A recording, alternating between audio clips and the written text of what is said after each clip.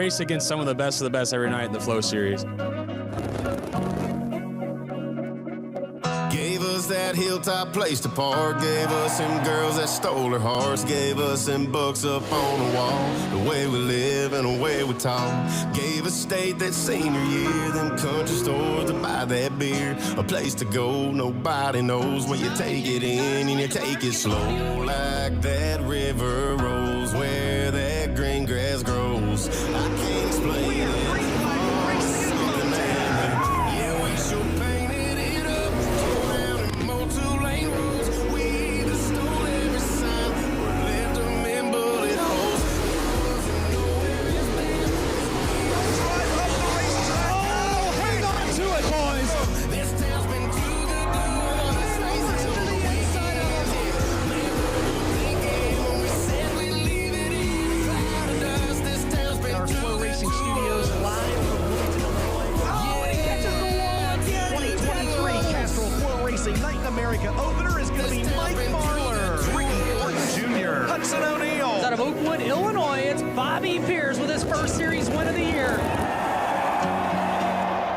Take that as a compliment, and we hope that we have Dylan as long as Monday Night Football had Hank. Check out all of Dylan Scott's upcoming concert dates at DylanScottCountry.com. Welcome to Castrol FloRacing Night in America, from the most famous dirt track in the world and a place that has been too good to us. We call Eldora Speedway home tonight as we open World 100 Week in incredibly grand fashion with a standalone $20,000 to win race that I have a strong feeling will have the biggest, baddest roster our series has ever had. I am Michael Rigsby alongside my phenomenal co-host for the weekend, Randy Weaver. Randy, we had big ideas when we dreamed up Castrol FloRacing Night in America, but I will be quite certain that Ben Shelton, Dustin Jarrett, or myself will be very honest and say, I'm not certain we ever thought we'd have 80 cars at Eldora leading into the World 100. This is about as good as it gets for our series that we built a couple of years ago. This is a hell of a way to kick off World 100 here tonight at the Big E, Randy. Oh, absolutely. And then the thing is, it would be for any series in the country or any racetrack.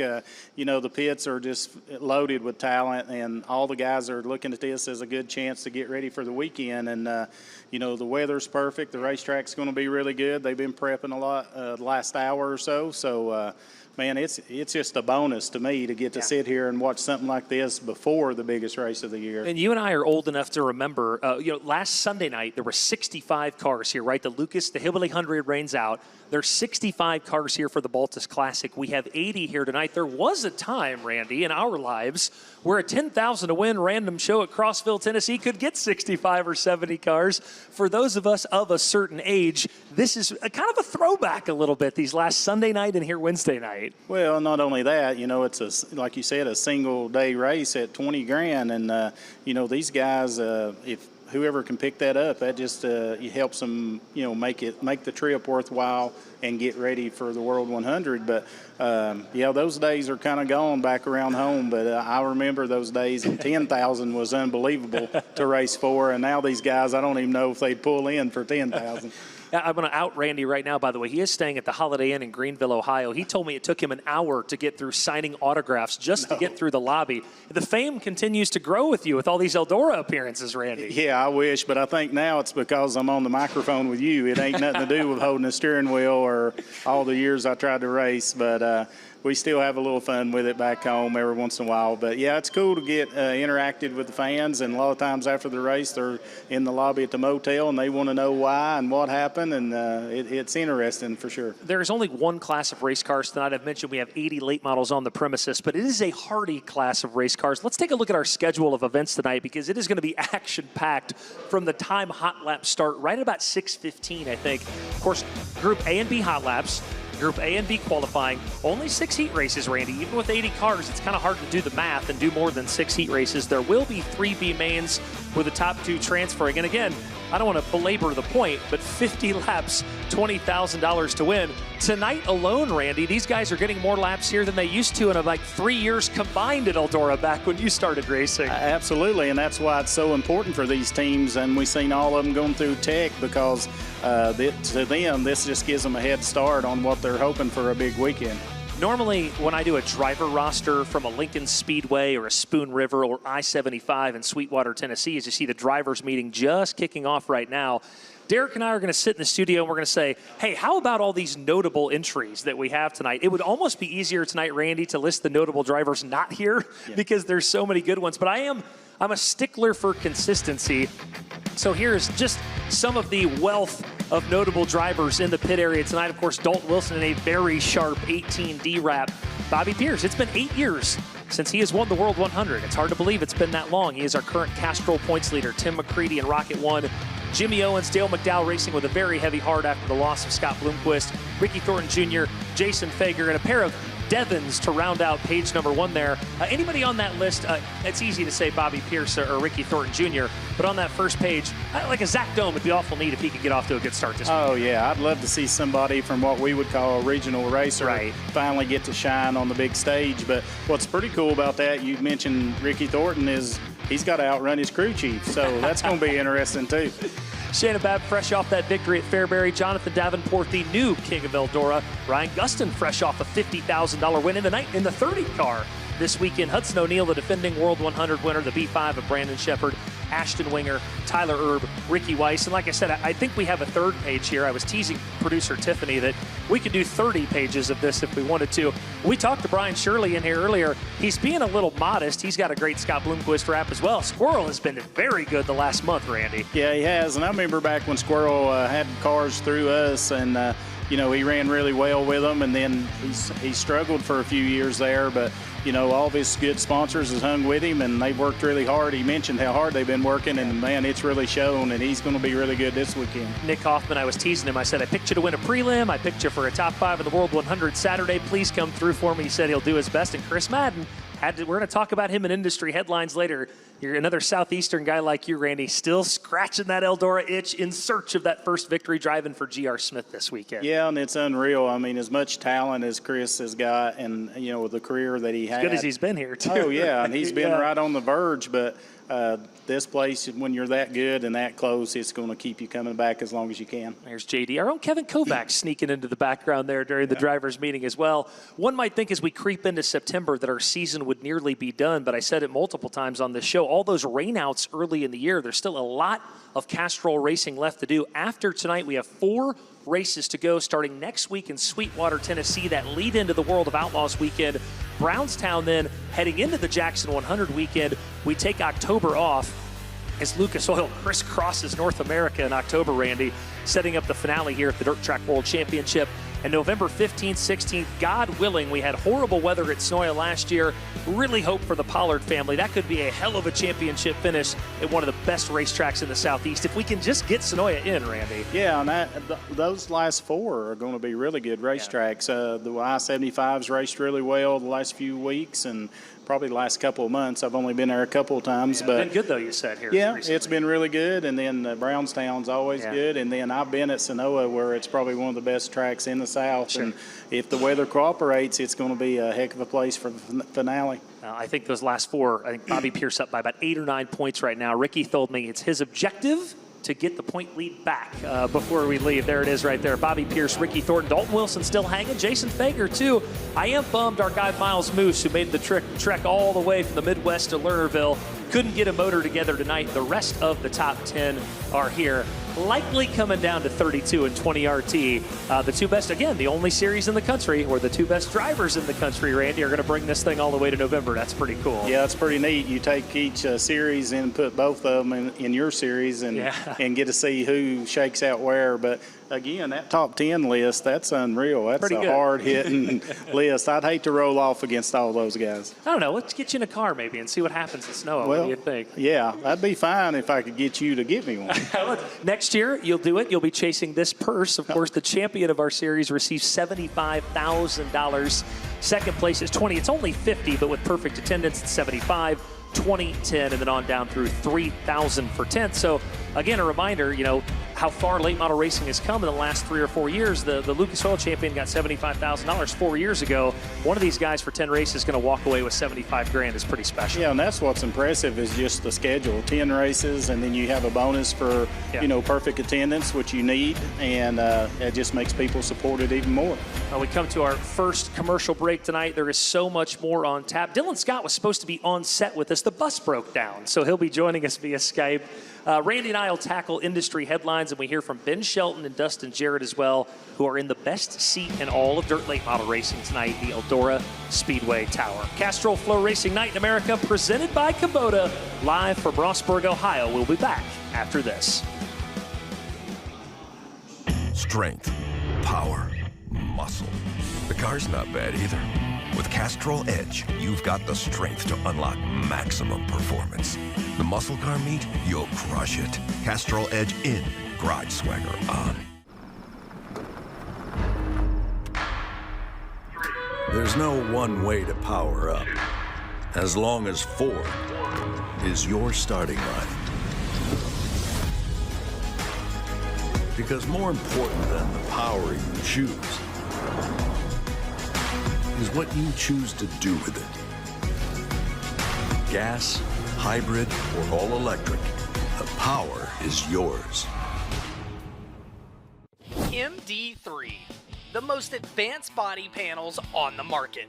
Aerodynamically engineered, manufactured from the highest grade and lightest weight materials, tested tough for optimum performance. The highest quality and most durable products you'll find anywhere. Our products help racers around the world reach victory lane. Winning never looked so good. MD3, the #1 body choice for top dirt racers.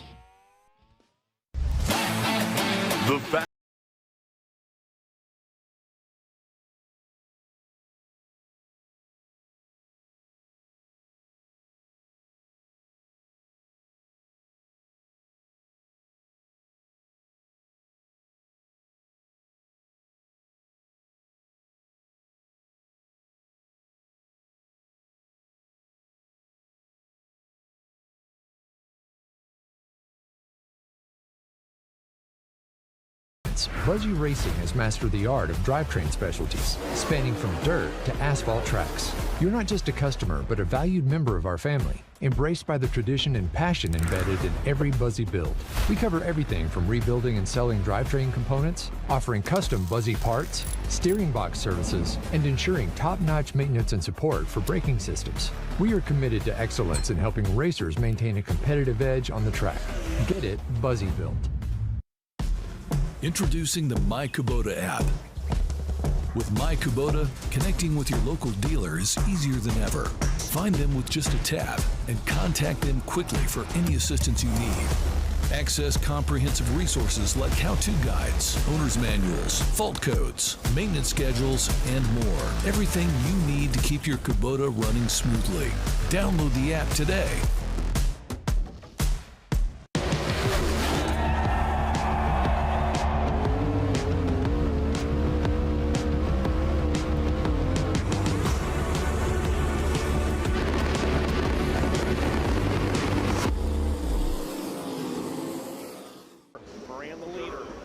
Second. Where does Alberson go? He comes back down to the inside of the racetrack. Off corner number 4 this time. 2 laps to go. Garrett Alberson is there. Into turn number 1, Moran trying to predict it. Alberson on lane lower. They try to go side by side into turn number 2. Down the back straightaway. Garrett will lose his momentum. They have pulled away from the rest of the field. They will head to the Barron's Performance. 1 lap to go. A Hail Mary. Now Moran drifts way up top. Here comes Alberson. The Barron's Performance. 1 lap to go. Dustin Jarrett. Can Alberson do it? Alberson's going to go to the outside in turns 1 and 2.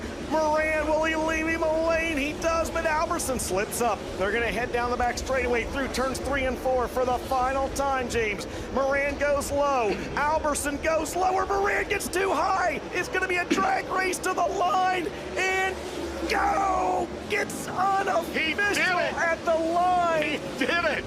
It's unofficial until Lucas takes a look at the live timing. Randy, I show that clip because a few people in the pit area have told us one of the best cars, if not the best car in the pits right now. Not 49, not 32, the 58 of Garrett Alverson, who has been white hot, got a victory at Eldora just this past Sunday. And we were talking about that. Not only is Garrett one of the top 10 favorites coming in here, 65 late models here this past Sunday. They've always had these shows the Sunday before the World 100. It used to be, Randy, $2,000 to win for these sometimes. They would have 80, 85 late models. Yeah. I asked you if you ever got a chance to test and tune, and you said no in these, but that also felt like a bit of a throwback, right? 65 cars for $5,000 to win. Speaks to the importance of wanting to get laps at Eldora still. Yeah, it definitely. It's just such an opportunity to get on the racetrack and make laps, and then to go all the way through the program, not just test, but go all the way through the heats, the feature, the whole deal. And again, the 58's been on a little streak here, and a couple of people said he's definitely the fastest car right now. He just has to put it all together. You had a great Garrett Alverson anecdote on your way up here today. Share that with the fans listening at home and the fans in the grandstands. He's not just working in the race car. He's working out outside the race car too, isn't he? Well, and believe it or not, that's what it takes all the time now. This sport's so tough anymore. But when I drove in, I said, I've seen something at Eldora I've never seen before. About 3 miles down the road, Garrett Alverson was jogging, and he was out trying to stay in shape and, running and getting his exercise in and staying focused. And I said, that's one reason I never hired R.C. Whitwell. You got to eat apple peels and get out and run every day. So, but they've done really good ever since R.C.'s been there, man. He's turned that program around. They all clicked and gelled together, and it's showing off on the racetrack. R.C. Whitwell, way back in the day at the Wild West Shootout at Tucson, challenged me to a push-up contest one time. Trust me when I tell you that is not a challenge that any of us want to take. He would have kicked my ass in this push-up contest. Listen, he's got Garrett dialed in right now on the track, and apparently health-wise off the track as well. I think another thing that's really cool, we have 5 races here in 7 days. When you think about it, other than East Bay and Volusia, that doesn't really happen anywhere in our sport. 5 and 7 ranks, if you don't count the COVID years and the bounce back from that here, 5 and 7. We've got a little mini Eldora or a full Eldora Speed Weeks here. So many of these guys have been sitting in the parking lot since Sunday night when that race was over. That's another rare thing this year. It's pretty cool. Yeah, it is. And again, we're doing that at the biggest stage we got, and again, it's just, it really is nice to come here and do something that with some time, like 4 or 5 days, because it gets to let us show and market what we really do and what we love. And these teams here, it's at the top level, so it's going to be a real good show. I was saving this to mention, because Ben and Dustin are getting ready to join us. I was saving this moment for right now. Someone asked me in the parking lot today if Ben and Dustin were actual brothers. Like, were they related? Were they brothers? Do you see the resemblance between the two or no? I don't really see the resemblance, but they sure do act a lot alike. But I don't know. That's just something to do with their raising, I guess. But no, we weren't in charge of that. Well, right. That wasn't us. But no, I don't think they're kin, but they act like it, and it's fun to work with them for sure. It is very fun to work with both of them. We send it up to Ben Shelton and Dustin Jarrett now for the best seat in the house all weekend long. They'll be with us for 4 nights, guys. Take it away. I don't know if he said the way we were raising or we're raisins. I don't know what Randy Weaver. He's from the same state I'm from, but he's at the opposite end of it. Look how tall you are. There's no way we're related. I mean, well, I tell you what, man, we are so excited to be here. And tonight, this time back in June, we had a few more cars, and we were in rush mode because we knew it was going to rain. We did not know how much it was going to rain. It rained a few inches that night. Here we are tonight. It's a beautiful night. We've got 81 cars signed in, DJ, and that was going to be our opener. And now it is going to be round number 5 here tonight of Castrol FloRacing Night in America presented by Kubota. And it's really fun to come here tonight and kick off World 100 Week. World 100 Week. Just think about that. Not World 100, World 100 Week. Our brother Chris Tilley was here with the Valvoline Ironman American Late Model Series back on Sunday. 65 cars, and it all tunes up as we get ready for tonight. And I think that the thing I love about tonight is you're going to see some guys that are going to go out there and try some things that are not going to work. Hey, guys want to win $20,000 tonight, but they have got their eyes on the globe on Saturday. 2 things. Number 1, I'm incredibly excited, right? It's my birthday week, too, it is man. Your birthday. Yeah, it's your last day in the 40s today. That is actually not accurate. That is it's 45. I thought it was 50. I heard the big 5 was tomorrow. And Tiffany down in the, can you mute his mic? Actually, I can do that right here. No, so the excitement is real, number 1. And number 2, I think you said it best earlier when you and I were talking. Think of this as a paid practice session for a lot of these guys. And I talked to a lot of the teams in the pit area, and they said the same thing. I even talked to teams in the pits that said, you know what, we came to Eldora. We weren't sure if we were going to run tonight. We saw what it paid. It was extra laps on the racetrack. It was extra seat time. And we said, hell yeah, Yeah, absolutely we're going to race. And that's the really cool thing about this, man. The fans, I mean, they have really showed out here, and I've talked to a ton of people that are not just excited for World 100 week, which unofficially kicks off today. They're excited for this series. They're excited for this standalone Castrol FloRacing Night in America event here tonight. Well, in total, it's over $72,000 on the line, as I said, for a paid practice session here tonight. As you see our logo, and it was really cool walking through the pits and on the Jumbotron. Jonathan Bateman had the Castrol FloRacing Night in America logo presented by Kubota. And yeah, you see the lineups down there. They divided the groups up. And again, it's going to be Group A and B tonight. And I think the big thing is it's six heats and it's 3 B mains. And people said, well, do you go a little bit more? No.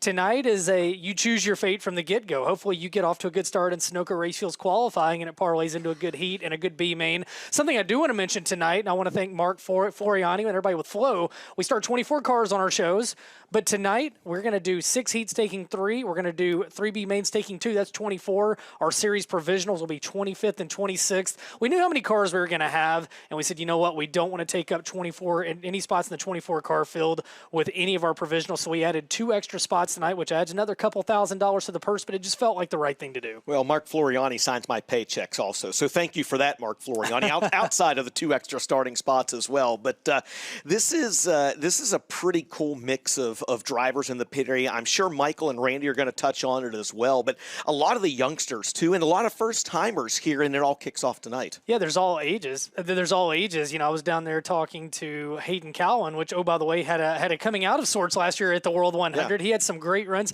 very good in qualifying, fell a little short of that finale making the field, but he said, I'm 18 years old. I'm one of the old guys here now. His younger brother Gavin's here. He's 17. Luke Morey's here. He's 16 years old. We're going to see Evan Kohler this weekend. He's 16, and these kids just keep getting younger and younger, but the veterans are tough. And if we know anything about Eldora, unless your name's Bobby Pierce when he wins it 8 years ago, it doesn't favor the teenagers very often. But tonight, we've got a lot of fresh faces in the pit area. Carson Brown, you see the 28 down there.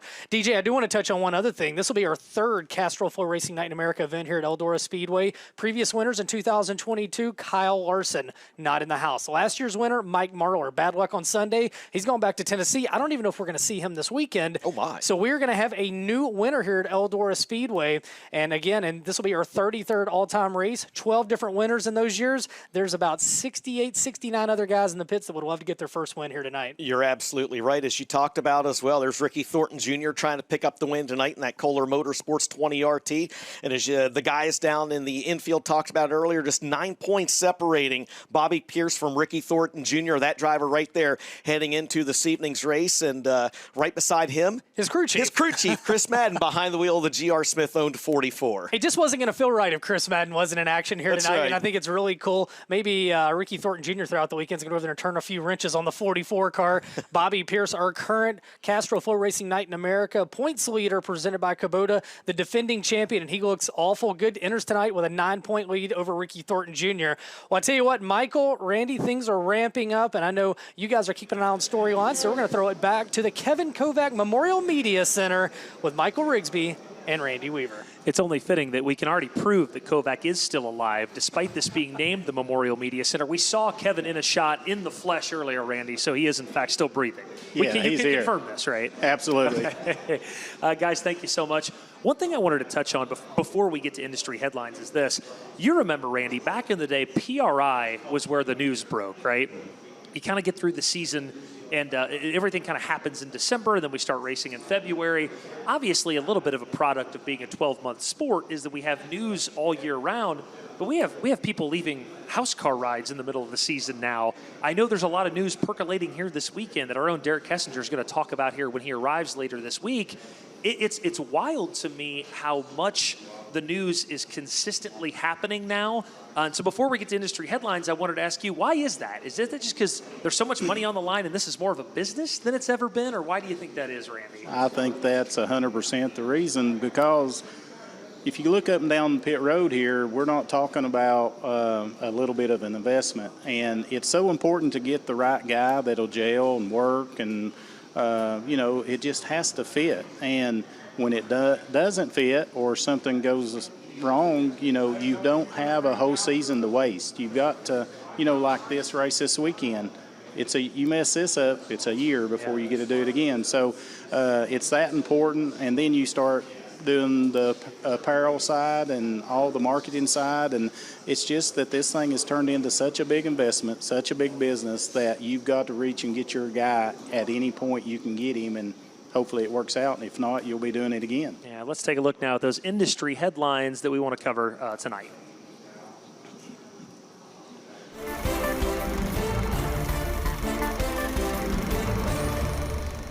Randy, I mentioned one right off the bat. You know, Garrett Albertson not only gets his first Lucas Oil win, which we saw at Port Royal, but then he comes right back and gets a Sunday Eldora victory. And listen, it was 5,000 to win. There were 65 cars here, some of the best in the country. I think 58 may have turned a corner. Absolutely. I feel like Garrett and them are feeling more comfortable on this bigger stage, and I think there'll be something to deal with this weekend. And Cody Summer, meanwhile, the promoter of the Gateway Dirt Nationals, is in the chassis game now. DRT Chassis, not only a promoter, a guy that did used to race back in the day in Illinois, and I think is going to get behind the wheel of that car a little bit, as well as having Carson Hocevar, the Cup driver, drive for him some. Randy, you know, it's not just Rocket and Longhorn. There are a lot of chassis. DRT, another new one in the mix now. Well, what you do, you get at somebody that's been in racing a long time, and they like 2 or 3 ideas and then got a couple of their own. So anymore, they just build their own deal and go out and try it and see if it works. And it'll be, some of those guys have had success here at Eldora last year. Absolutely. Too, right? Yep. Lucas Oil, right? They've got their playoff push. There's only one now points race left before their playoff push, with Portsmouth and the Hillbilly 100 reigning out. Lucas Oil at Knoxville is the final race to set the playoff lineup. I can already tell with those Lucas guys, it's getting a little tenser and tenser. All of them are clearing their calendars in October and only running Lucas Oil races because it's a lot of money on the line. There's only one shot to lock into that playoff. Well, and I love the new format, and that's what puts the urgency on that. So these guys are cleaning their calendars and making sure they've got a good shot at it. RTJ, JD, and Moran are locked in. The 4th spot is between Hudson and T-Mac. They're separated by just 15 points. Garrett Albertson not mathematically eliminated, but he's going to need a lot of luck to get in. Hunt the front, Joseph Joyner back in a Capital race car, getting help from Shane Clanton and Chad Smith. Those two had worked together before, back together this weekend, working here together, Randy. Yeah, and down south, I mean, those guys are really good in whatever they get in, but it does seem like they had a little more success when they was with Capital. Yeah. And, you know, maybe that's just a car, the field that works for them, and it's close to their home. So I look at that being a good move. Chris Madden, you can take him out, but you can't keep him away from Eldora, right? The guy's still in the hunt. We've talked about it tonight, of that first major Eldora victory, first World 100 victory, driving for G.R. Smith, who, by the way, has won a World 100 as a car owner with Jonathan Davenport, who led all 100 laps that year that he won this race.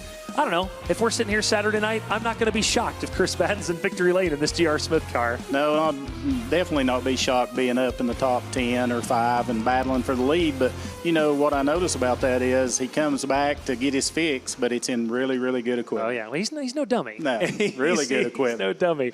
We're about 30 or 40 minutes away from hot laps at Eldora. Is Castrol FloRacing Night in America heads to our second commercial break of the night. Dylan Scott on the other side. I'm going to ask him if he's ever seen Randy Weaver race, by the way. I want to know if he's ever I could probably answer that. We'll be back in 2 minutes, live from Eldora.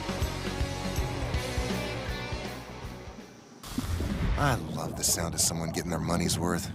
I mean, where else are you going to get ahs like that for 99 cents? Only in Casey's country. It's not crazy. It's Casey's. For a limited time, get medium fountain drinks for just 99 cents.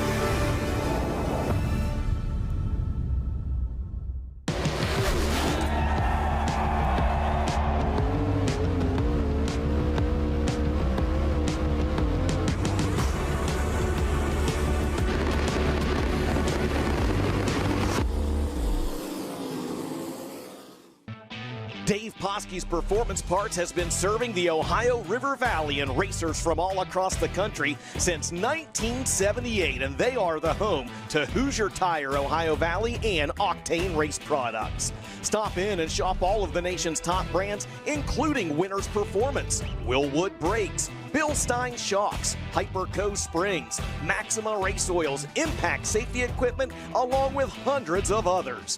You can also visit Dave Poske's Performance Parts online at Poske.com as we ship UPS and truck freight daily. Dave Poske's Performance Parts, serving the Ohio River Valley and racers all across the country since 1978. Race fans, Dirt Draft is your #1 fantasy racing app. Play along with hundreds of events each year featuring the biggest stars in series and racing. Draft your team each race night and compete against hundreds of fans across the country. Or start your private league to battle your friends for the ultimate bragging rights. Accumulate points each race night and cash those points in for top prizes from the biggest brands. Sign up today and learn more at dirtdraft.com or download in Google Play or the App Store. Dirt Draft, your fantasy racing edge. Your competitive edge at sweetmanufacturing.com. This 24-year-old driver out of Tennessee doing a fantastic job for his rookie race here at Eldora Speedway. Out of Lewisburg, Tennessee, in car number 18, 24 years old, he started 7th in the race. Looks like he's going to be the new champion of the World's 100. Scott Bloomquist, Mooresburg, Tennessee, a deserving champion, picks up the $21,000 prize and the 1988 World 100 victory.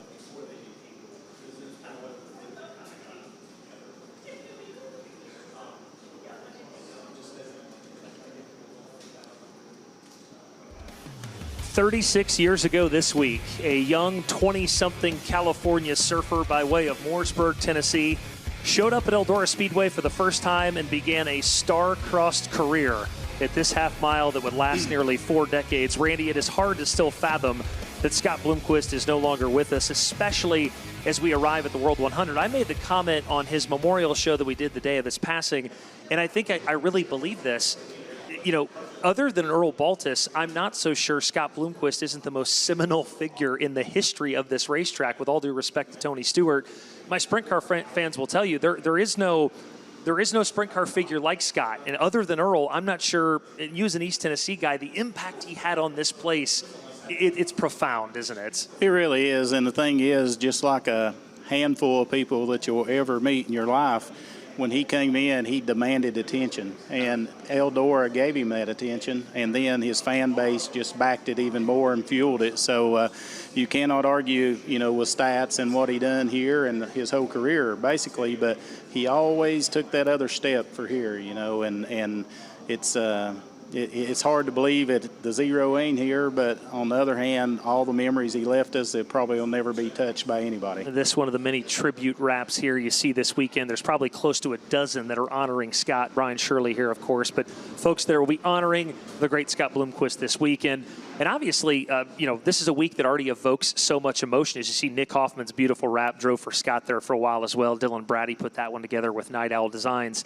Don't forget, on Saturday, we will stream the Scott Bloomquist Celebration of Life that is right here on the front stretch at Eldora Speedway. That will be live on FloRacing and free to everyone. I think we'll do it on social media as well. Noon to 1 o'clock, Saturday, September 7th, right on the front stretch.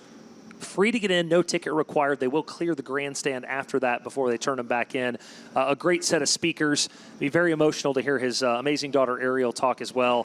That'll be a tough day, but I think it only makes sense that Scott Bloomquist is laid to rest here at Eldora, Randy, and the final service for him is here. Yeah, I think it's going to be really special just to have the people you've got lined up to talk. And, you know, again, his daughter here, it's going to be tough, but I wouldn't think there was any other place that it needed to be held besides here, and I'm sure there'll be a big turnout for that. We will have that Saturday live at noon Eastern. Randy, we were supposed to have a big treat tonight as Dylan Scott was going to be on set with us. I think he had a few issues with the bus and couldn't make it up. He will be here tomorrow.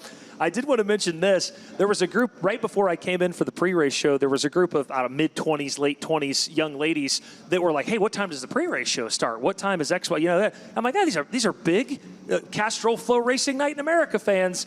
Come to find out, they were hoping Dylan Scott was going to be here and thought Dylan was going to be in. So you and I don't quite carry the same cachet as the country superstar, Randy. Are you saying they're disappointed at this time? I think we are not. We don't carry the weight that Dylan does. Dylan, we've talked about this before. There are dirt tracks, and then there's Eldora. You get here tomorrow. You've been here before.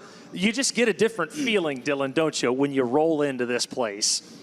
Man, you do. It's I came there for the first time last year, and it was incredible, man. Just pulling up that place, watching it your whole life, and hearing the stories and all the highlights you've seen, and then to be there in the action was it was pretty awesome, man. I'm not gonna lie to you. I had my family with me, and it was special. So looking forward to. Like I said, I hope I was there right this second, but. The bus, we're having bus problems, but we will be there, bus or no bus, tomorrow. It's kind of nice. It's kind of nice too. I was going to say you get 4 days here, you still get 3, right? You kind of unpack your bags when you come to Eldora and really can kind of spread your legs for a few days. And you got no gig this weekend, which is nice. You can be a race fan all weekend. I know. I had to leave, obviously, Fairbury a couple of weeks ago, the last night, which sucked. But yeah, we're going to be there for the whole deal this weekend. Just hanging out, man, just enjoying it, soaking it all in. It's we've got a pretty busy touring schedule, so this is vacation for me. I know it's a lot of work for these other guys, but it's a vacation for me. Randy's an East Tennessee guy. Randy, I think you had a question about, is Dylan coming to do a show in East Tennessee, right? You want to know if he's... I know he's probably got something booked in Knoxville area. We're about an hour from Knoxville, so we was wondering if you're ever that direction, so we'd know. We are. Yeah, we are that direction. I mean, talking about Scott, I mean, the last time I was in Knoxville, which was last year, Scott actually came to the show. Bloomquist came to the show and hung out with us, and it was a lot of fun, man. I got to know him a lot more than what I did. And but yes, we do play over in that area, and so you'll have to come out and check us out sometime. Dylan, I think you and I spoke earlier this week. One thing that I wanted to discuss now is obviously you're involved in Manny Falcon's team. Manny's one of your great friends. Manny and Scott were great friends. They weren't just work acquaintances. They were fantastic friends. Manny, to me, is doing something incredibly special this weekend. And I think you brought up a great point. You want people to have a little context before he rolls out on the track in the race car. I want you to tell the story a little bit, the background behind what Manny's doing, and just how phenomenal I think that it is. Yeah, first of all, Manny's one of the greatest human beings I've ever met as a person. And we've just become really great friends. And him and Scott were very close. He worked with Scott. He lived in his shop. He went track to track. He was in victory lane with him. I mean, he's seen it. He's seen everything. And he knows Scott Bloomquist, the race car driver, and he knows Scott Bloomquist, the person, as well. And it was a very close, special bond. And when he wrecked at the Dream, he didn't have another car, so he called Manny because he knew Manny had one. And so they were working it all out, man. He was coming to pick the car up. They had designed the wrap. And Manny's been a hero of Scott since he was a little boy, 6, 7 years old. So there's a picture of Manny in front of Scott's car when he was 7.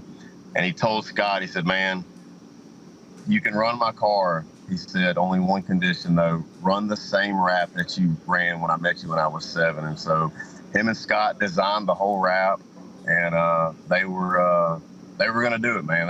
Manny and Scott was going to do the deal at Eldora this weekend for the world, and it was going to be special. So I think it's still going to be special. Manny's still coming. Manny's still racing, and it's going to be, regardless, it's going to be a special weekend, a sad weekend, but an awesome weekend as well. Randy, Dylan, mentioned to me earlier this week, do you care if we bring that up? I said, absolutely, I want to bring that up. And I think Manny had the right idea. He didn't want people just to think he was showing up in this wrap. There's a reason for it, right? This was one of his heroes when he was 7 years old.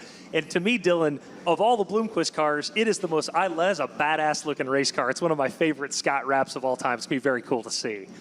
Yeah, it's going to be awesome, man. And like you said, we've done all the talking and through the right people, and it ain't just something that was just thrown together. This was coming to the Dream regardless. So he's going to keep a promise, and he's going to do it the right way. So I love that. And our editorial team and Ben and DJ and James will have much more on that all week long. All right, Dylan, we're going to end with some Eldora quick hitters. Okay, quickly. Right. Have you ever eaten at the concession stand here? And do you have a favorite concession stand item? That's your first question. The last time I was there, it wasn't at the concession stand. It was at a concession trailer. It was the Sloppy Joe's over there in Oh, like very turn good. 3 or something, in the middle of turn 3, or 3 and 4. They were really good. All right, good answer, Randy. That's a good answer. Favorite place to watch a race from? I know you were in a suite. I know you were in the infield. Do you have a favorite spot? So my favorite place to watch a race is definitely the infield. When I had the track in Monroe a few years ago, that was the first time I ever got to do that. Obviously, leasing the track out and being a part of it, and it was really cool getting to do that. So being in the infield, it's a whole different animal. All right, lastly, this is the most important one. They sell $1 Busch Lights here. $1. Is there a better deal in all of motorsports than the $1 Busch Light at Eldora Speedway? Well, we need to ask Brandon Shepard that question, but I mean, me personally, $1 beer, Busch Light, can't beat that, man. Putting you on the spot. Who wins the World 100 Saturday? You got to pick somebody. All right, man, it's going to be tough. Garrett Alberson's going to be tough. Obviously, JD's going to be tough. You know what? I'm going to go with JD, man. I think JD can do it. He looked really good the other night. He's really clicking right now. I think JD is going to win the world. By the way, I see the basketball hoop over the shoulder. Randy Weaver and I both played a little high school basketball. What's your game like? I'd like to know. Oh, there it is. That's a nice gorilla push-up hoop there. I like that. What's your game like, Dylan? Got a good jumper? You know what? Back in the day, I had a great jumper. I've been out here dunking on my 6-year-old kids. So, I mean, right now, I got it going on. I'm not going to lie to you. Dylan, we'll see you tomorrow night, buddy. Thank you for joining us again, okay? Yeah, thank you. All right, appreciate it. It's so refreshing. That guy isn't a country star. He loves racing, Randy. That guy loves dirt late model racing specifically. It's cool. Yeah, it's pretty neat just to hear his relationships with Manning and stuff. And I also have met him years ago down at, I think, Magnolia Speedway. And Manning is always, like he said, he's a super person, and he'd help anybody do anything. I think we have a picture, not now, but we will have it later this week. And you see that Scott Bloomquist Tribute car right there, which is just unbelievable. We have a picture of Manny with Scott when he was 7 that the guys will show later this week. We got our final commercial break coming up. Josh McGuire on the other side, and some Eldora notes regarding Scott Bloomquist from our now Hall of Famer, Todd Turner. Castrol FloRacing Night in America live from Eldora Speedway returns after this. MD3, the most advanced body panels on the market. Aerodynamically engineered, manufactured from the highest grade and lightest weight materials, tested tough for optimum performance. The highest quality and most durable products you'll find anywhere. Our products help racers around the world reach victory lane. Winning never looked so good. MD3, the #1 body choice for top dirt racers. Welcome to Leyfeld Industrial and Welding Supplies, your one-stop destination for top-of-the-line industrial equipment and supplies, backed by our exceptional service department. With 2 convenient locations in Coldwater and Greenville, we're your trusted partner for all your industrial and welding needs.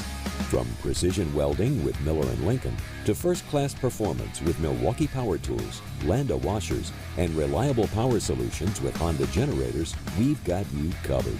Our commitment to quality and excellence ensures that you get the job done right every time. Because at Leyfeld Industrial and Welding Supplies, your success is our priority. Visit us today and experience the difference for yourself.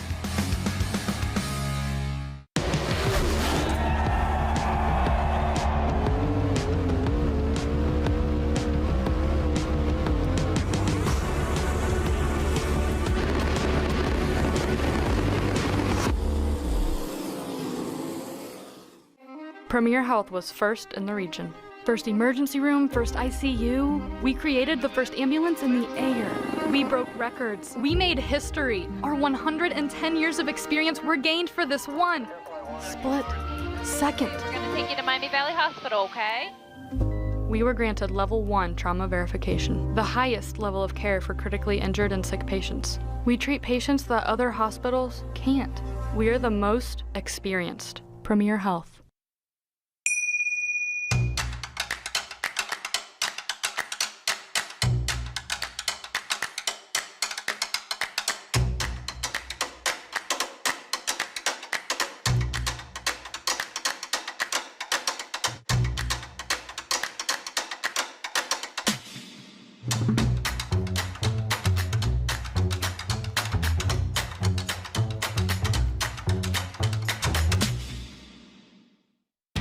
We're the leader in race fuels. We've been doing this since in the 60s. We use our distillation tower, which is unique. No other race fuel companies do that in the world.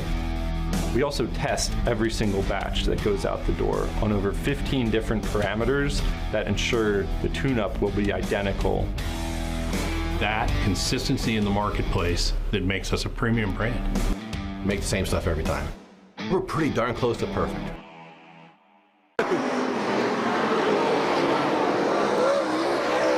Here we come through 3 and 4. Burkhofer giving it everything he's got. The white silk waves, final pound in the 32nd Annual World 100. Burkhofer has got to do it now if he's going to do it at all. He closes on Bloomquist at 2, tries to dig to the bottom. Half a car length advantage for Bloomquist. Burkhofer's going to try to make it happen here. He'll slide beneath Bloomquist at 4. He passes him. Bloomquist charges back at the stripe. I think it was Burkhofer. I can't swear to it, but I think Burkhofer pulled off the upset.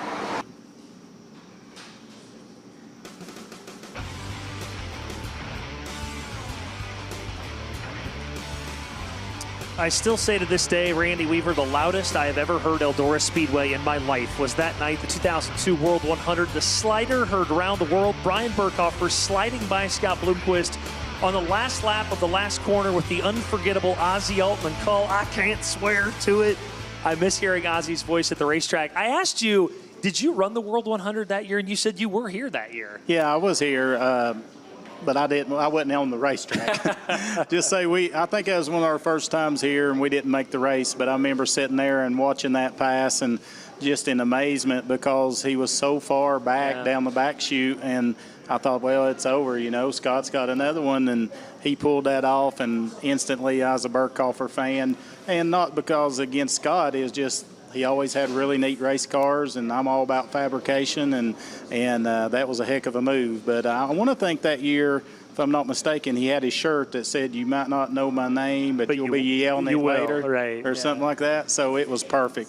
Yeah, that put Brian Burkhofer was kind of a regional guy or regionally well-known guy and went into another stratosphere nationally after that event. It is early September. That doesn't mean the racing is slowing down on our platform. There is so much coming up here in the next couple of weeks and the next month. Let's take a look at that right now, including Castrol FloRacing Night in America from I-75 next week. The Fonda 200 at Fonda Speedway for the Short Track Super Series, September 12th through the 14th.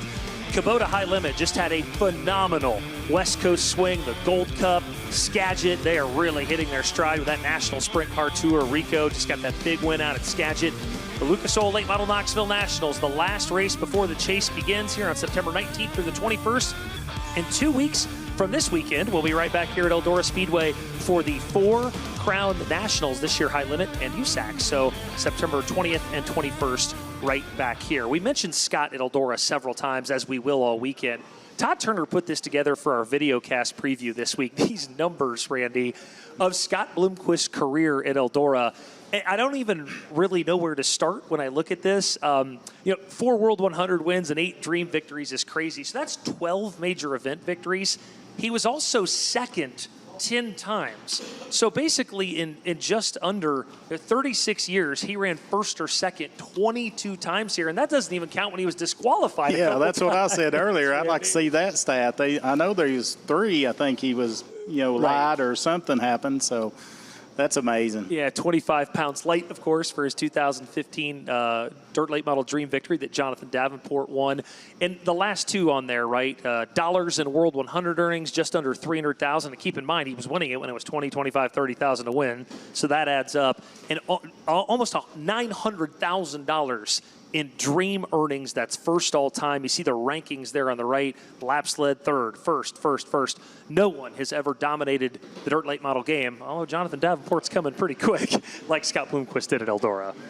Yeah, it's amazing, 2 things, what all Scott done in that era, because I remember back when his first trip here, he came up to Warrior Race Cars, and Custom Race Engines was there, and he talked like, I'm going to this Eldora place. and if I ain't mistaken, Mr. Curtis, Ralph Curtis, that sponsored Skip Arp for years, he's like, you don't have no business going up there. And Scott said, You watch. And then he came up and won the race, and I was like, oh, wow. I mean, this guy's definitely something to watch, and then the stats don't lie. Yeah, we come to our second guest of our Castrol FloRacing Night in America pre-race show now. It's always interesting when I have Josh McGuire on. I like to ask him a question because people are always asking me questions about Josh. I had a woman ask me if Josh was single a couple of weeks ago. Josh always does the show from his car. I had another woman ask me, does Josh have a house? Because he's always in his car. So I was going to ask him a question this week. Josh, have you ever raced against Randy Weaver? Surely the answer is yes. And what do you remember about going wheel to wheel with the 116, Josh McGuire? Yes, I did race with the world-famous Randy Weaver in the 116. You couldn't miss it because there wasn't that many guys from up around here that had 3 numbers in their number, right? And you were like, who's that guy?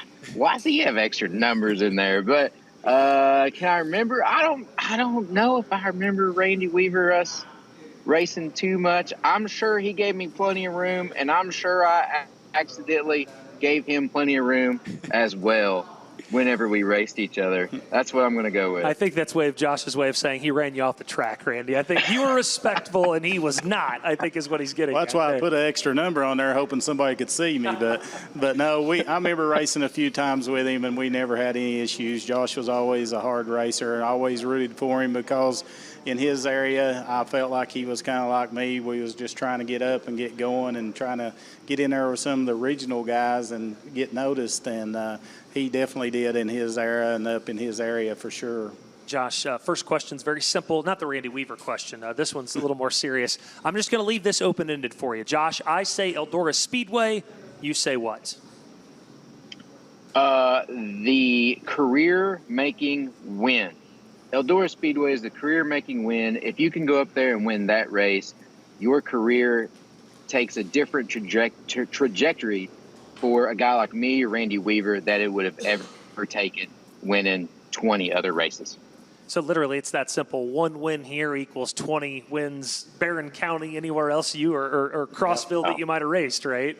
Absolutely. At a minimum. And I would gladly trade 20 other wins of any racetrack that I won at for one Eldora victory. I want you to put your handicapper hat on for a second. Pretend you're an analyst. You're Ben Shelton. You're Dustin Jarrett. You're Michael Rigsby, who's not that good of an analyst. But pretend you're one of us.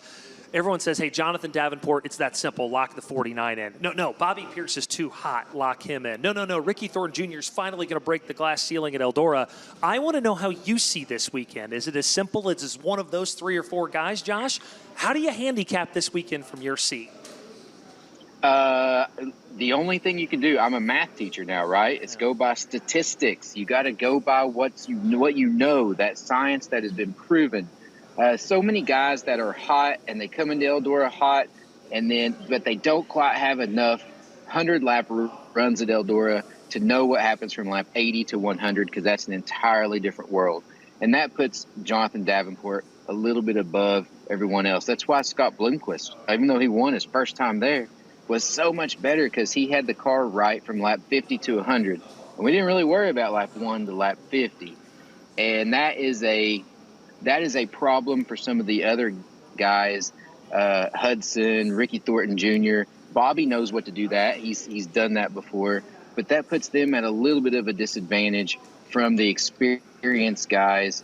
So if you were an analyst, if you were looking at who to pick as your winner, it's a lot easier to pick those guys that have been in that position before. But I still have my one.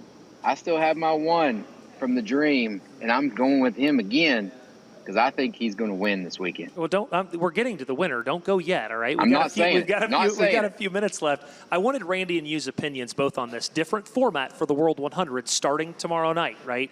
There's 80 tonight. There'll be about 100 tomorrow. Split them in half, 50 and 50. Every car races every night, but there's 3 qualifiers per group, 12-lap qualifiers. They go right to the features, right? Qualifying those qualifiers, no B-mains, right to the feature. They take the top 8 out of both. I want to start with Randy. I want your opinion on the format, and then Josh, I want your opinion. I like it. Some of those regional guys are feeling a little worried it's going to put them in a bind a little bit. Well, I mean, it saves laps on the racetrack, and it probably will be better in the long run, but if you're one of those guys, of course, it's in the top 8 in their heat or whatever, then you like feel it. great. But I'm telling you, that's going to make a lot of guys load up and be done. And I don't know. It's cool that they're changing it and kind of looking for something different. But that could be bad or good. I mean, you could actually just have an issue that dig you a hole, and we've seen them even last year come out of that hole and have to race their way in, where now it kind of caps them where they can't do that. Josh, don't you feel, though, as a regional guy, on one hand, you're thinking, you spent most of your career as a regional guy. Oh, no, I might be in a hole. But if you finish third in one of those qualifiers, Josh, it's only 12 laps. I think you might feel differently. You know what? I like this format. I'm right up front for a 12,000 to win feature. Josh, what do you make of it? It was back when we ran Eldora, it was an extreme pressure situation from the minute you pulled out the hot laps till the minute you made your qualifying lap till you went to bed and got up and started all over the next day with just straight heat race number 1 at 7 o'clock, right? No hot laps, no nothing. It takes me back. Guys today don't really experience that pressure that we had to go through, because you might be lucky to get 1 lap at speed in the old Eldora format, in the original Eldora format that changed from a few years ago. You get 1 lap in hot laps at speed. If you've never been there, you really didn't get any time. And then it was 1 lap at a time. Like, you didn't get a second lap to make your corrections for the first lap. You just had to go. And it was really hard to make that top 120. I kind of like that it's coming back to that you have to be on kill the minute you pull out, ready to go. I have felt the last few years it's been a lot easier for guys to gain that experience at Eldora, because they were guaranteed Thursday and Friday night to get to basically run a feature, right? And me and Randy Weaver would have loved to get to run a feature the first few times we went to Eldora to get that experience of what that track felt like, especially with a pack of cars and the way that the track changed each night. And so I do like, as a regional guy, because I was really watch all of my expenses, right? And it's really hard to run wide open 2 nights in a row and then have a third night. So regionally, engine-wise, tire-wise, shocks-wise, car-wise, it's a lot cheaper for you to do that, for you to work that way. But I can remember the first time we went south, and I called it Tennessee rules, when they would lock in the top 16 just in qualifying, and we ran the Ray Cook deal, the Southern Nationals, and we locked in. Like, I never ran a heat race at most of the tracks. I'd lock in 16, and then the feature, we just go blind. And you just go with what you think might work. It's going to be kind of similar here at Eldora. If you've been there before, you're going to be fine. If you're a new guy, it's going to be difficult to get the experience in this format. But, hey, if you're up front, you're smiling, and it doesn't matter either way. Tennessee rules. I think that was a shot at you, Randy. You've been chomping at the bit. I want to know who wins the World 100 Saturday night, Josh. Who is it? Devin Moran. Ooh, how about that pick? Why? You feel so strongly? 30 seconds. Why do you feel so strongly? He was so good Friday night at the Dream, and then Saturday night at the Dream, they just missed it a little bit. He's been really, really good, especially on bigger tracks for the past few months. I think he finds what he did Friday night, and he keeps it for the track changes for Saturday, because the World 100 is an entirely different racetrack than the Dream. You're at a soccer game, aren't you? I'm predicting you're at a soccer game, aren't you? Not tonight. Okay, I was wanting to go back, and there was a tonight. 6-year-old soccer game going on behind you. That's what I just assumed was happening there. So close. So I'm almost there. Josh, thanks, buddy. We'll talk to you next week at I-75, okay? All right, thank you. Appreciate it. I think my favorite part of our Dirt Draft gambling segment we do, Randy, as we wrap up the pre-race show, is usually it's me just hammering Derek, because I beat him gambling every single week. Randy Weaver didn't even have a Dirt Draft account. We had to get you set up with one prior to this pre-race show. We've done that. Let's take a look now at the Dirt Draft picks for the night. Don't forget, if you subscribe right now, new subscribers get a free t-shirt, and whoever wins tonight, by the way, gets 2 tickets to the Gateway Dirt Nationals in December, whoever wins this competition. First of all, we need to fire whoever picked that picture of me, and then you look like you're doing a glamour shot. But listen, I may have a little influence on the photos that are we chosen. need to work on that. But, yeah, I've never played it before, but Ben helped me get set up here, and it's really hard to get in there and only spend your $100,000. I had to back out and change it 4 or 5 times, but I feel really good about my group. So I hear there's a little behind-the-scene bet going on, so hopefully I'll pull that off. I have been awarded a 50-point cushion tonight, or Randy has. People think he's going to beat me by 50 points. I owe, I think, Clint Dahl, the founder of Dirt Draft, $100 if I can't cover that 50-point spread tonight. Dirt Draft fantasy lineups tonight. Don't forget, new subscribers get a free t-shirt, and the winner of tonight's competition gets a free 2-day pass, or free 2 tickets, I should say, to the Gateway Dirt Nationals, one of the funnest events in the country in December. Randy, we got about 1 or 2 minutes left here. I've got a few final thoughts first. I want to do some final thoughts as we get ready to roll off hot laps here in about 10 minutes. Well, a couple of things. We talked about tech again today, and we keep seeing everybody push the limits, and it's been really hectic in tech. It took forever. So that's going to be interesting because these guys are just trying to get every little inch out of everything they can, which I don't blame them. I was always bad for that. But it just seems like now we're getting tighter and tighter on tech, and it's going to put everybody in the same box, which will maybe equal up some of that 49 to a newer guy. So I think it'll help the racing for sure. Yeah, I noticed the tech line earlier. It was a little slower than it has been the last few years at Eldora. The World of Outlaws folks, Steve Francis and his team, helping Ray Cook and our team. That's been a great relationship. A couple notes I got. I've heard a lot of folks say, this is a marathon, not a sprint this week, right? You get to Eldora, you're very excited. Everybody's unloaded. They want to get on the track. We have 4 full days of racing here. I've noticed a few teams pausing a little bit, right? You see that there's not a lot of commotion in the pit area in that shot on the screen. I've heard a lot of marathon, not a sprint. Now, how about the young guys this year? I always keep thinking, are we ever going to have any 15, 16, well, not 15, you have to be 16 to race here, but 16, 17, 18-year-olds coming up in dirt late model racing. Luke Morey this weekend, the son of Aaron Morey, 16 years old. Evan Kohler, 16 years old. Tristan Chamberlain, 17 years old. Gavin Cowan, 16 years old. Randy, I'd have to imagine you were not 16 the first time you ran Eldora. That's a big group of 16 and 17-year-olds, hopefully the stars of tomorrow in our sport. Yeah, I definitely wasn't that young. I was racing at that time, just got started, but we couldn't even find our way to Eldora at that point. But, you know, that's just, man, that's something good to look forward to for our sport. I mean, we've got a bunch of hungry young guys that's wanting to do it.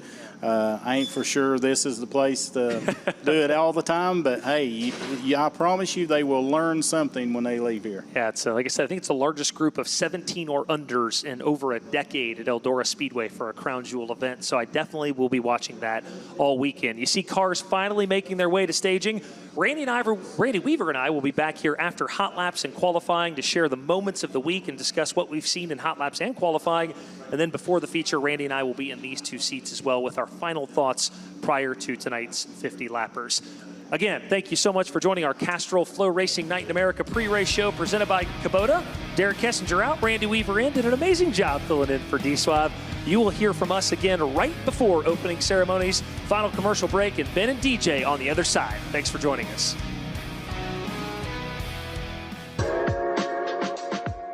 I have terrible vision. I got hooked up with Death Ridge, and being able to see when you're racing is pretty important. Glare is somewhat of a big deal, and with these, there's really no glare at all. They just fit really well. They don't go over your ear. They just go straight around your head. Full believer in them. I feel like they help a lot compared to what I'm used to. I have nothing but good to say about them.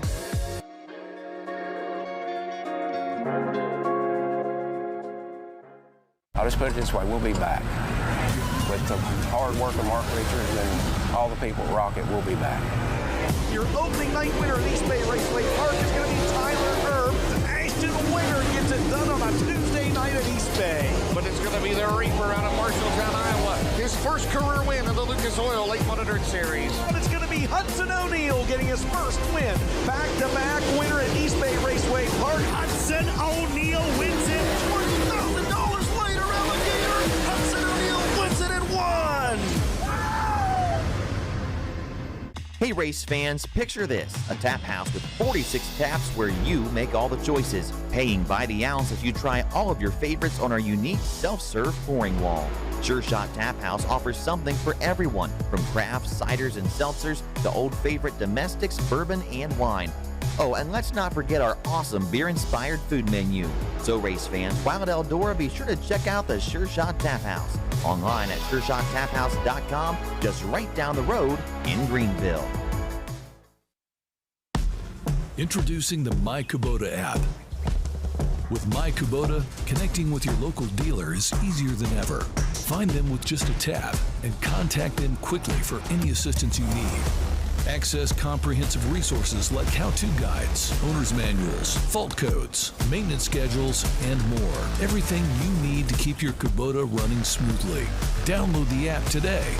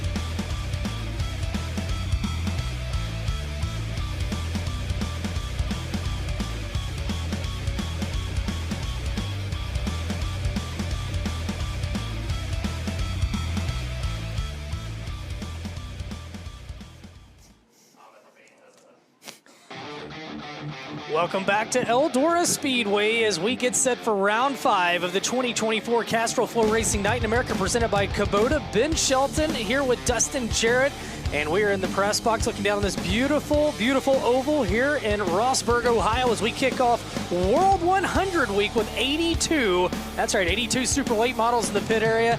And DJ, we're going to have a lot of fun up here tonight as look at Devin Moran just hanging out down there beside Brandon Shepard's car. We're going to have a lot of fun up here tonight, but our two cohorts are going to have a whole lot of fun down in the pits. They absolutely are. We are joined in the pit area this evening by Mike Norris and none other than James Essex. Oh my, guys, welcome to Castrol FloRacing Night in America. Well, they told me they was going to bring back the scrambles tonight, DJ, so that's why I came down here. But we're down here by the pyrotechnics, Mike Norris. Yep. I want to leave with all 10 fingers and toes after this is done. But I got you, brother. Glad to see you. Yes, it's going to be an awesome weekend. We got so many good cars. Over 80 cars officially signed in here tonight. It's going to be an awesome night, round 5 of the Castrol Flow Night in America. A lot of heavy hitters. Of course, Ricky Thornton Jr., Bobby Pierce picking up the wins. See if we get our third different winner here tonight.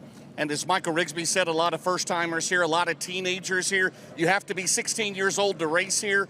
I think I got Jimmy Dame in trouble one year at a UMP Fall Nationals race because I announced he was 15 years old, and Larry Bowe says, how old did you say he was? And I said 15, so they went and they said he couldn't race. So my apologies still to Jimmy Dame 10 years ago. We got Maury, Carson Brown back here. A lot of youngsters, of course. Tristan Chamberlain has had some luck here, another young guy. But yeah, youth gone wild. But let's talk about these veterans. Chris Madden comes back. How about Dale McDowell? Can Dale McDowell win for Scott here this weekend? Yeah, well, they're Madden driving for G.R. Smith. They're parked down here beside Ricky Thornton Jr. Ricky Arnold is going to be doing the crew chiefing honors for Ricky Thornton Jr. this weekend, and Madden will be back here in a couple of weeks with Ricky in Knoxville. But yeah, he wants to get that Eldora Crown Jewel win, and he's got a good shot. But again, he hasn't raced for a while. What kind of condition he's going to be in? How about his health? How will that work out? But I have no doubt 44 will be up front. Absolutely. A lot of cars here. How do you take it, James? What's your perspective on these drivers down here? Do they kind of use it as a tune-up, but $20,000, nothing to laugh at? A big payday on the line for some of these guys. Well, it has no effect on the next 3 nights after this, but it does give you some confidence. How about Garrett Alberson? In his last 4 starts, 2 wins and a second, and of course he won the Baltus Classic here in convincing fashion on Sunday night. So how about that? Gets his first crown jewel win at Eldora this weekend, but we got a long way to go to get to Saturday night. Absolutely. Carson Ferguson picked up second, outrun JD as well. So 2 guys coming in with a lot of confidence here at the Big E. It's going to be a fun night, 20 grand, Kubota, Castrol Flow Night in America. Mike and James show. It's the Essex Norris Takeover Eldora. What do you think, Ben? That's Dustin, right. Essex we love Norris you. 2024. That's right. Vote early and vote often. That's all I got to say. I would vote for you guys. I'm gonna tell you right now, I would vote for you as we are moments away from Dirt Draft Hot Laps. As again, 82 cars entered here tonight. Group A and B will hot lap all 82 cars here in Dirt Draft Hot Laps. And as we talk about Dirt Draft Hot Laps, well, they don't pay anything, but it gives guys a good jump on the night. DJ, do you have your Dirt Draft lineup set for the night? I set my starter lineup. By the way, how about Randy Weaver's top-heavy lineup with Pierce and Davenport? I will see how that plays out. Yes, I did set my Dirt Draft fantasy lineup. And by the way, I do want to reiterate what those guys said. Tonight's Dirt Draft winner is going to get a pair of tickets to the 2024 Gateway Dirt Nationals. And by the way, if there is a tie atop the leaderboard at the end of the night, then there will be a random draw to find out who does that. Yeah. Wow, I love that. Well, I'll tell you what else I love. The first car on the Speedway on your screen here in Dirt Draft Hot Laps, Jason Jameson, 1 win on the year for the Lawrenceburg, Indiana driver, the Clements-powered Longhorn, Ratliff Racing, Grant Lee Farms car number 12.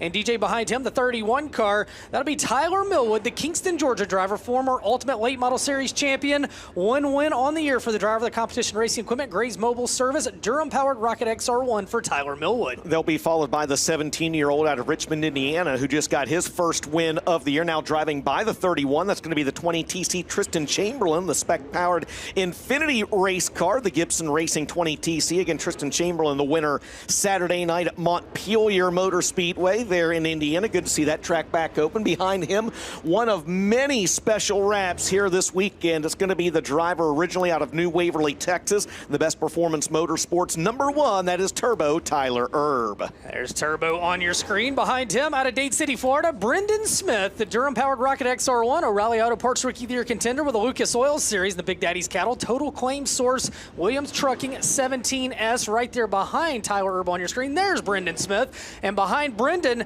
back in the driver's seat, it's Chris Madden, the GR Smith Racing Victory Circle Auto Cells, Gambler Transport, Dryden, Cornet-powered Longhorn for 3-time winner this year, Chris Madden. He'll be followed by the driver that's currently 5th in the Lucas Oil Late Model Dirt Series point standings. That car won the World 100 a year ago. Hudson O'Neill was behind the wheel of it. Now it's T-Mac Tim McCready out of Watertown, New York, 2-time winner on the season for T-Mac. Also on the Speedway, the 1G, one of a couple 1Gs here this weekend. This will be the 1DG for scoring purposes. That's Devin Gilpin. Let's not forget he led 44 laps in the World 100 a few years ago, the driver out of Columbus, Indiana. A couple other drivers on the track, Ben Carson Ferguson, a special wrap on the Paylor Motorsports #93 this weekend. Speaking of special wraps, behind them, a throwback to the 2006 Boone Super Nationals Championship.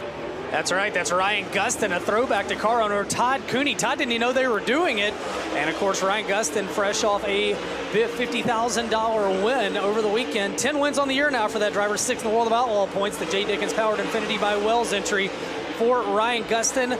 As last car in the set, the 28 car of Dennis Erb Jr. out of Carpentersville, Illinois. The very right house car, Clements Power for the Vomac Truck Sales McBride Mac 28 car for Dennis Erb Jr., 2-time winner this year. as we'll get the racetrack ironed in as laps will pick up as we go. 82 cars here tonight. You see on your screen Tristan Chamberlain, the 17-year-old, fresh off his first win of the year, as DJ talked about back on Saturday night at Montpelier Motor Speedway.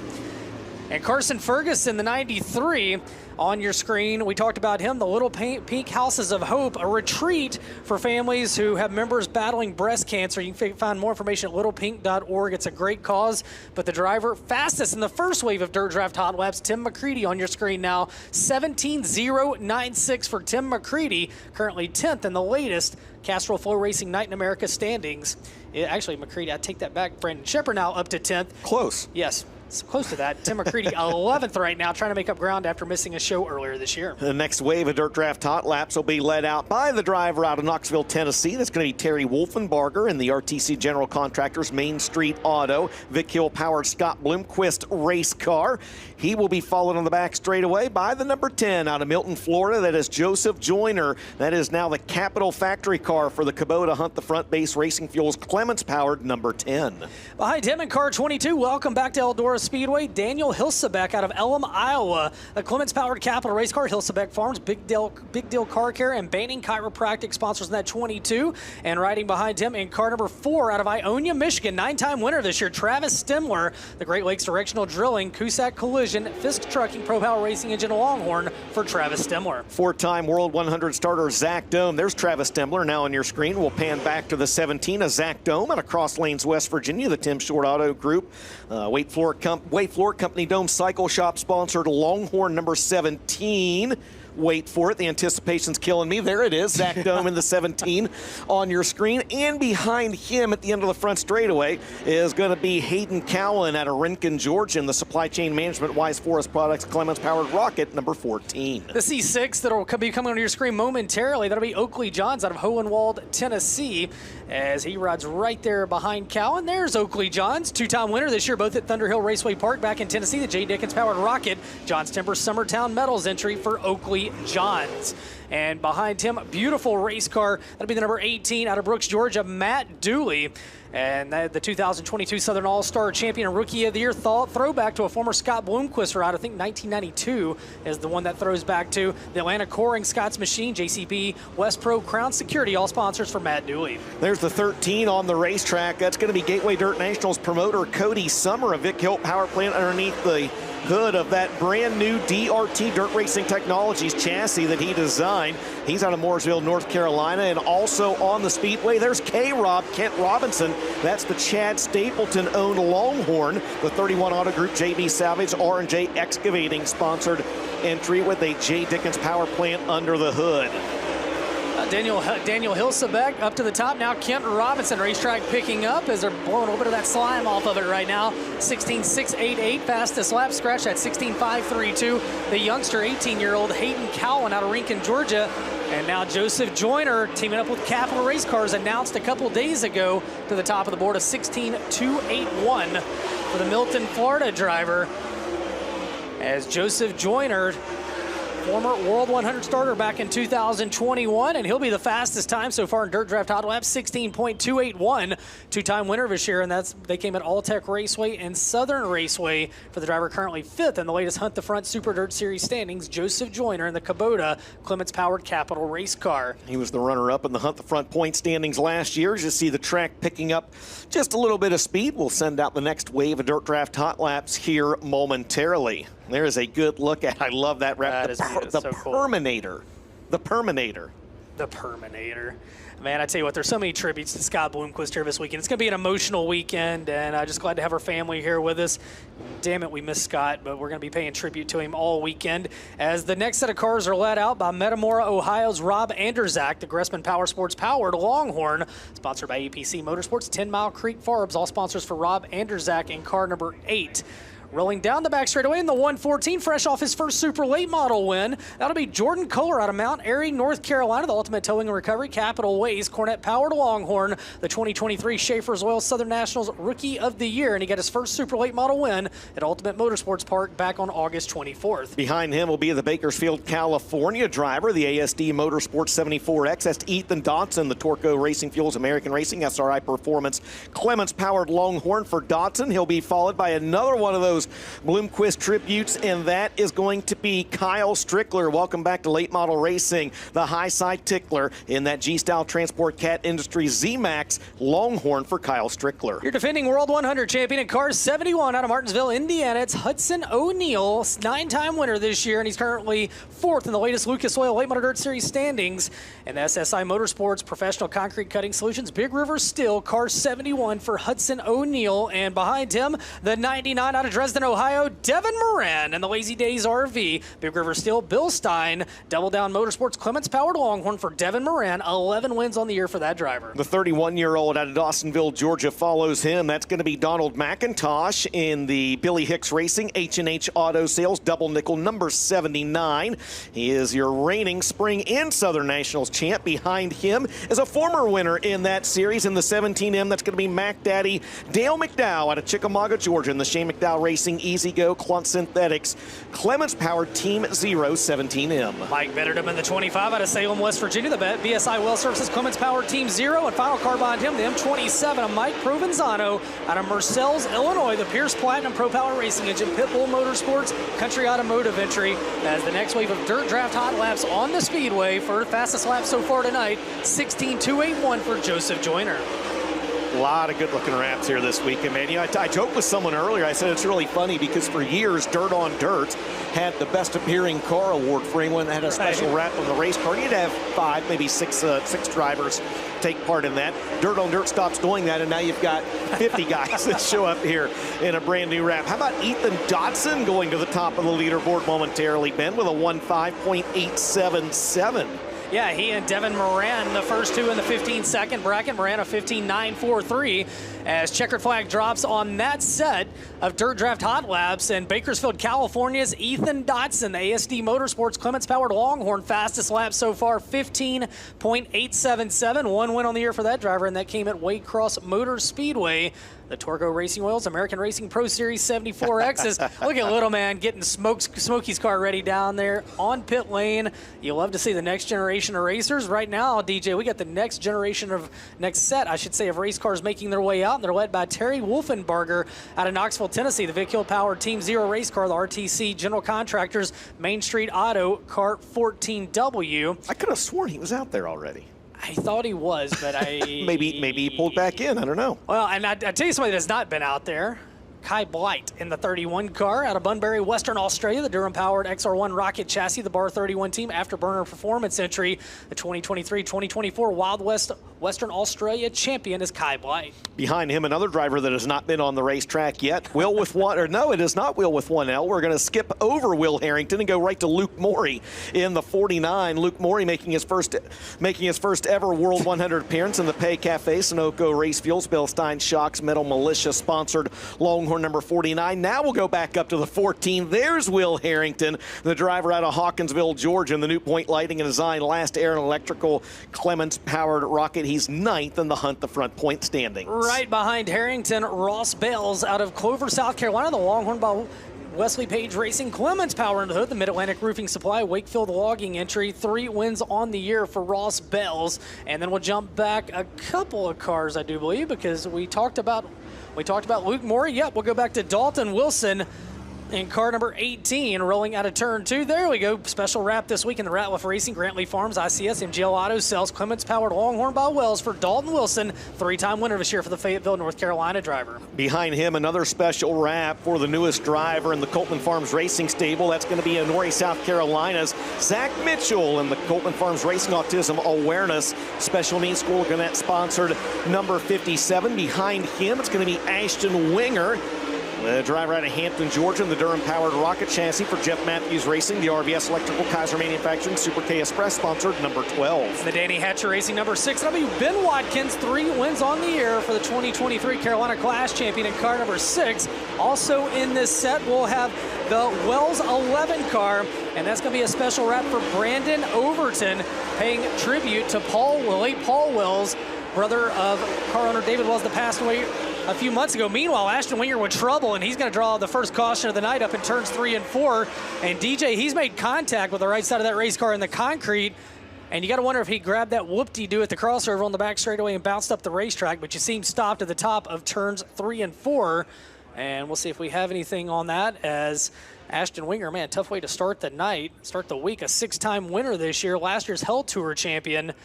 And it's kind of been an all or nothing year for Ashton Winger. He's had some good runs. He's been upside down, all points in between.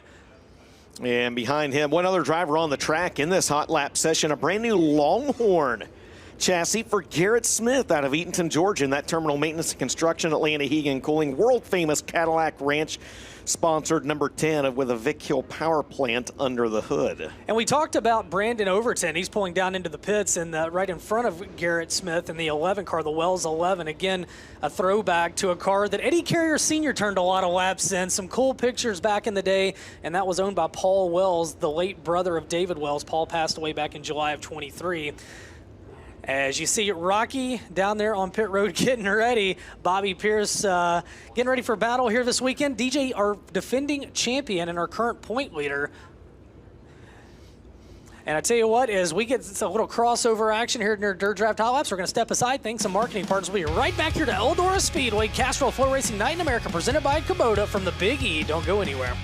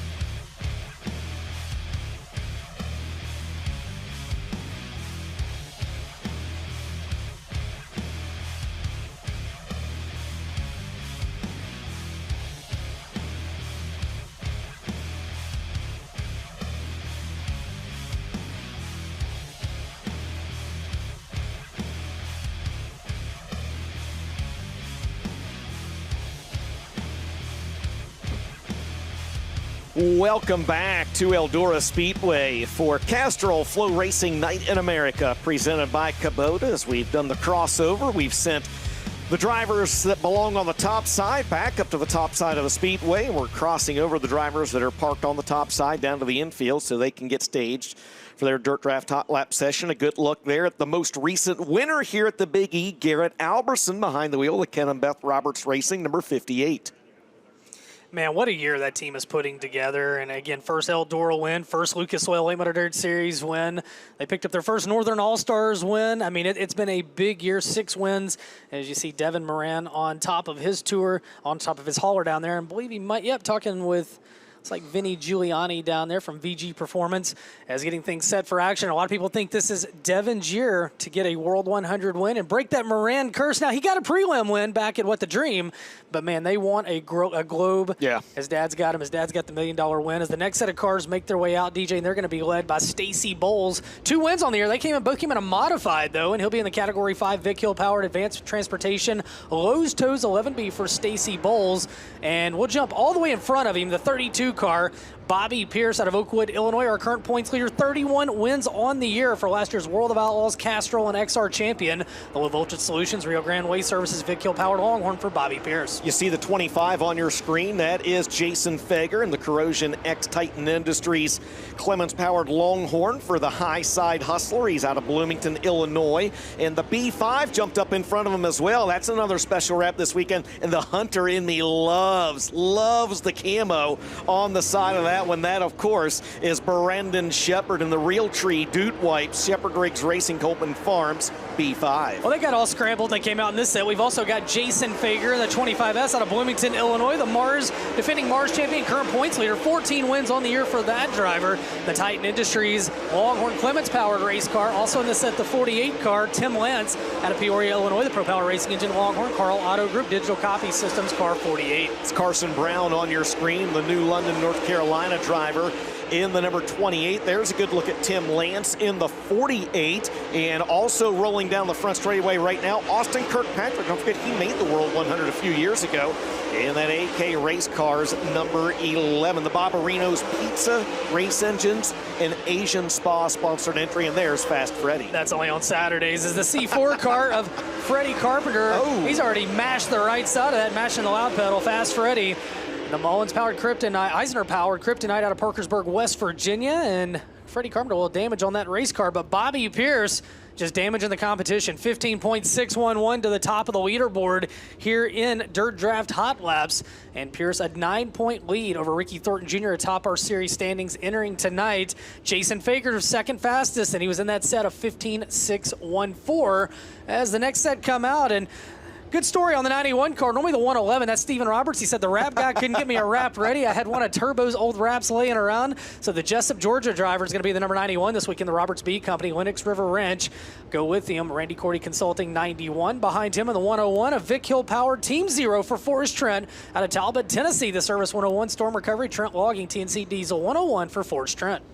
Behind them, throwing it back, the two-time World 100 champion. It's going to be the Osho Jimmy Owens in that Kohler Motorsports Reese Monument Boom Test Well Service sponsored entry. Good-looking car for him this weekend, and he will be followed by the all-black number 28. That's going to be T-Carp Tyler Carpenter out of Parkersburg, West Virginia. In the State Line Construction Dewdrop in Weir's Machine, sponsored number 28. We'll also have the number 22 of Greg Satterley, the Truth out of Indiana, Pennsylvania, two-time defending Appalachian Mountain Speedway champion, the Kaiser Manufacturing Clements-powered Rocket Chassis.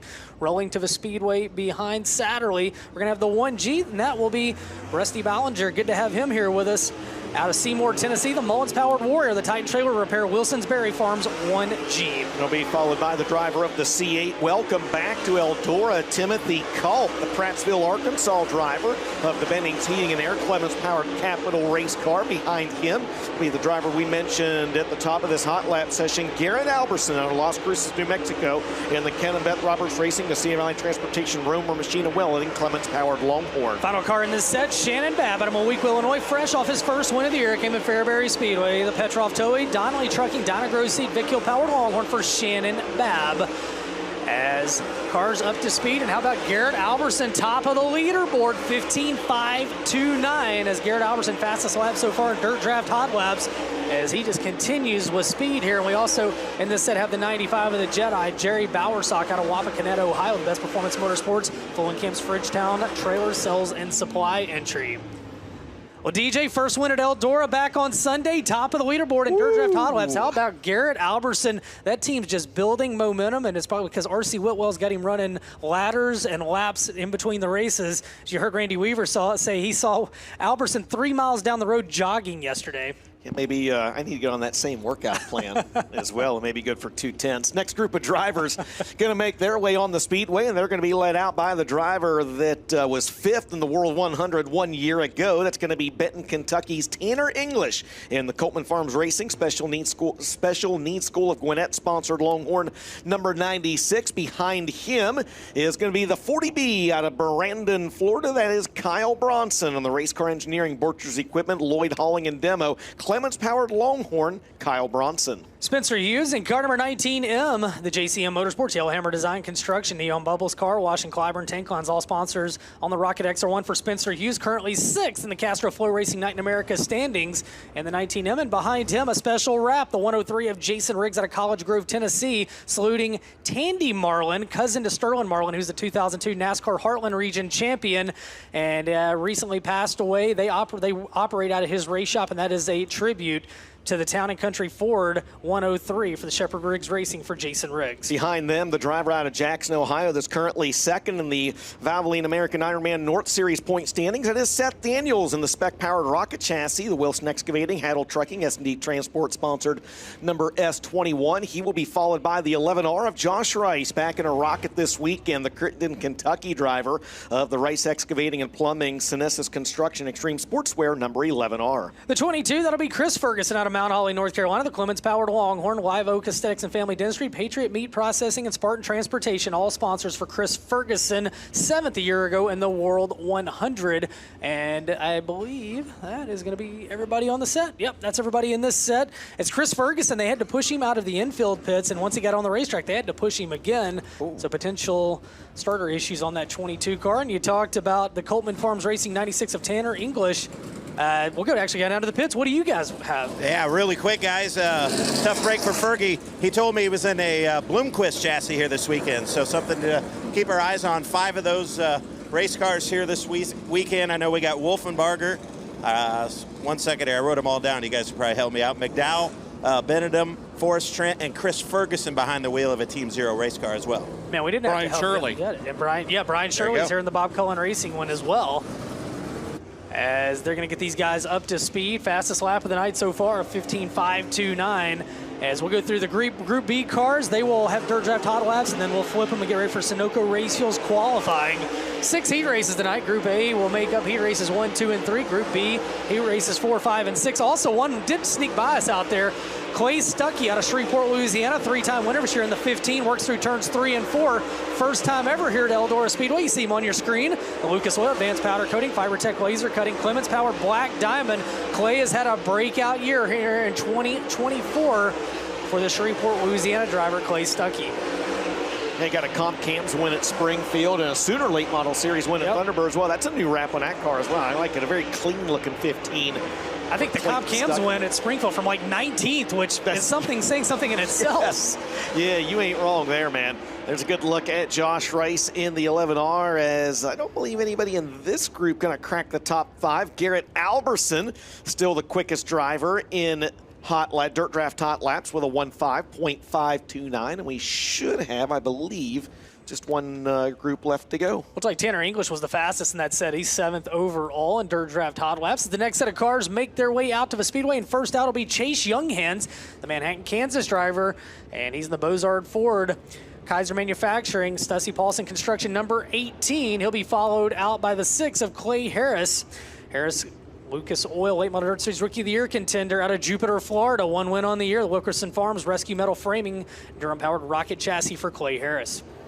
Next driver on the Speedway is going to be the 8 of Brian Shirley, a special wrap for that entry this weekend. The Chatham, Illinois driver, the Bob Cullen Racing, Thomason Express, J&J Ventures Gaming, Hooker Trucking, Durham Power Plant underneath that Team Zero race car. And he will be followed by another special Bloomquist wrap this weekend. Nick Hoffman throwing it back to one of the cars he drove when he was driving as a quasi-teammate to Scott Bloomquist. Hoffman in that Clements-powered Longhorn for Ty Tory Racing, NOS Energy Drink, C&W Trucking, and Burlisle Performance Products, the NH9. That's Nick Hoffman. Behind him, welcome back to Eldora Speedway, Jared Landers, as James Essex would say in the 77777. Jared Landers is back. You got to say his last name right there. Landers, Jared Landers. And the Steve Lampley Racing, Donna Seed, Midwest Excavating, Durham-powered Category 5 race car for Jared Landers.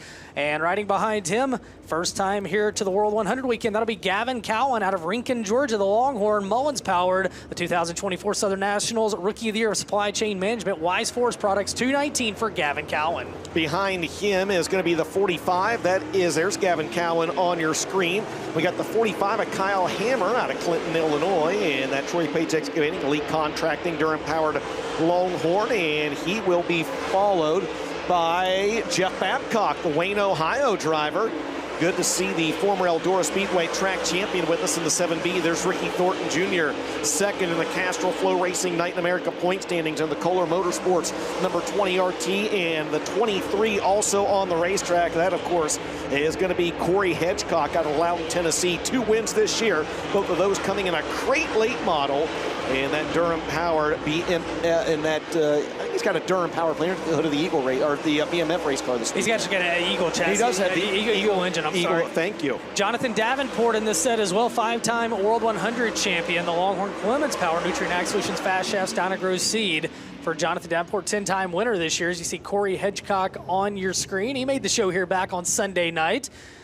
And the Earl Baltus Classic, Jonathan Davenport, fastest in that set, 5th overall, 5-time World 100 champion. Trying to tie Billy Moyer atop the all-time win list here this weekend with 6.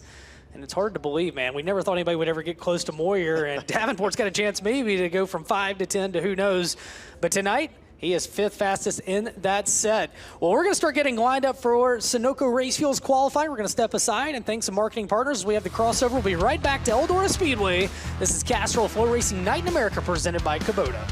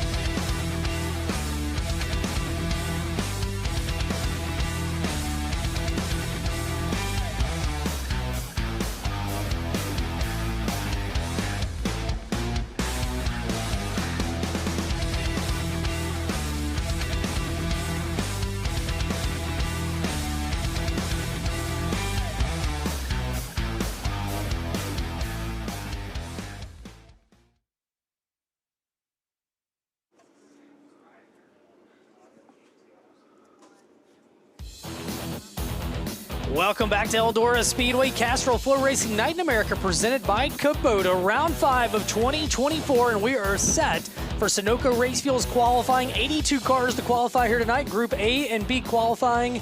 And again, Group A will make up heat races 1, 2, and 3. Your first qualifier tonight will be Dennis Erb Jr. out of Carpentersville, Illinois. In the 28, the 93 of Carson Ferguson will join him. In the 30 of Ryan Gustin out of Marshalltown, Iowa.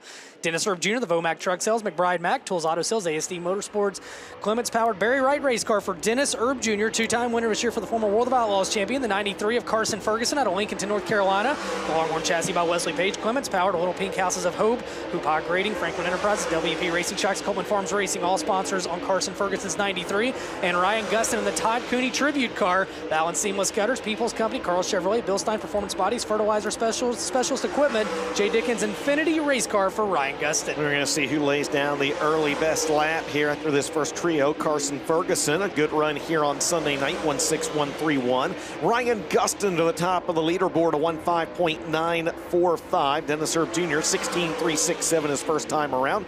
He's a little better on lap 2, but stays third, 16202. Carson Ferguson, not as good. Best lap second quick, 16131. And Ryan Gustin is a brand new Infinity by Wells for the Reaper. His best lap, 1.5945, and that is the time to beat after your first 3 cars. Up next, it'll be Tyler Millwood out of Kingston, Georgia in the 31M. Jason Jameson out of Lawrenceburg, Indiana in the 12. And the 20 TC of Tristan Chamberlain out of Richmond, Indiana. Tyler Millwood, the Competition Racing Equipment, Gray's Mobile Home Service, Tarpon Solutions, Millwood Plumbing, 2-3 Collective, Machines Construction Company, Penske, and with a Durham Power Plant and Rocket XR1 chassis, it's Tyler Millwood, 1 win on the year, and that came at Dixie Speedway. Joined by Jason Jameson out of Lawrenceburg, Indiana, 1 win with the Hunt the Front Series at Lake Cumberland Speedway. The Ratliff Racing, Brantley Farms, MGL Auto Sales, JRR Trucking, JRR Motor Sales, and Keltner Contracting, all sponsors on the Clements Powered Longhorn.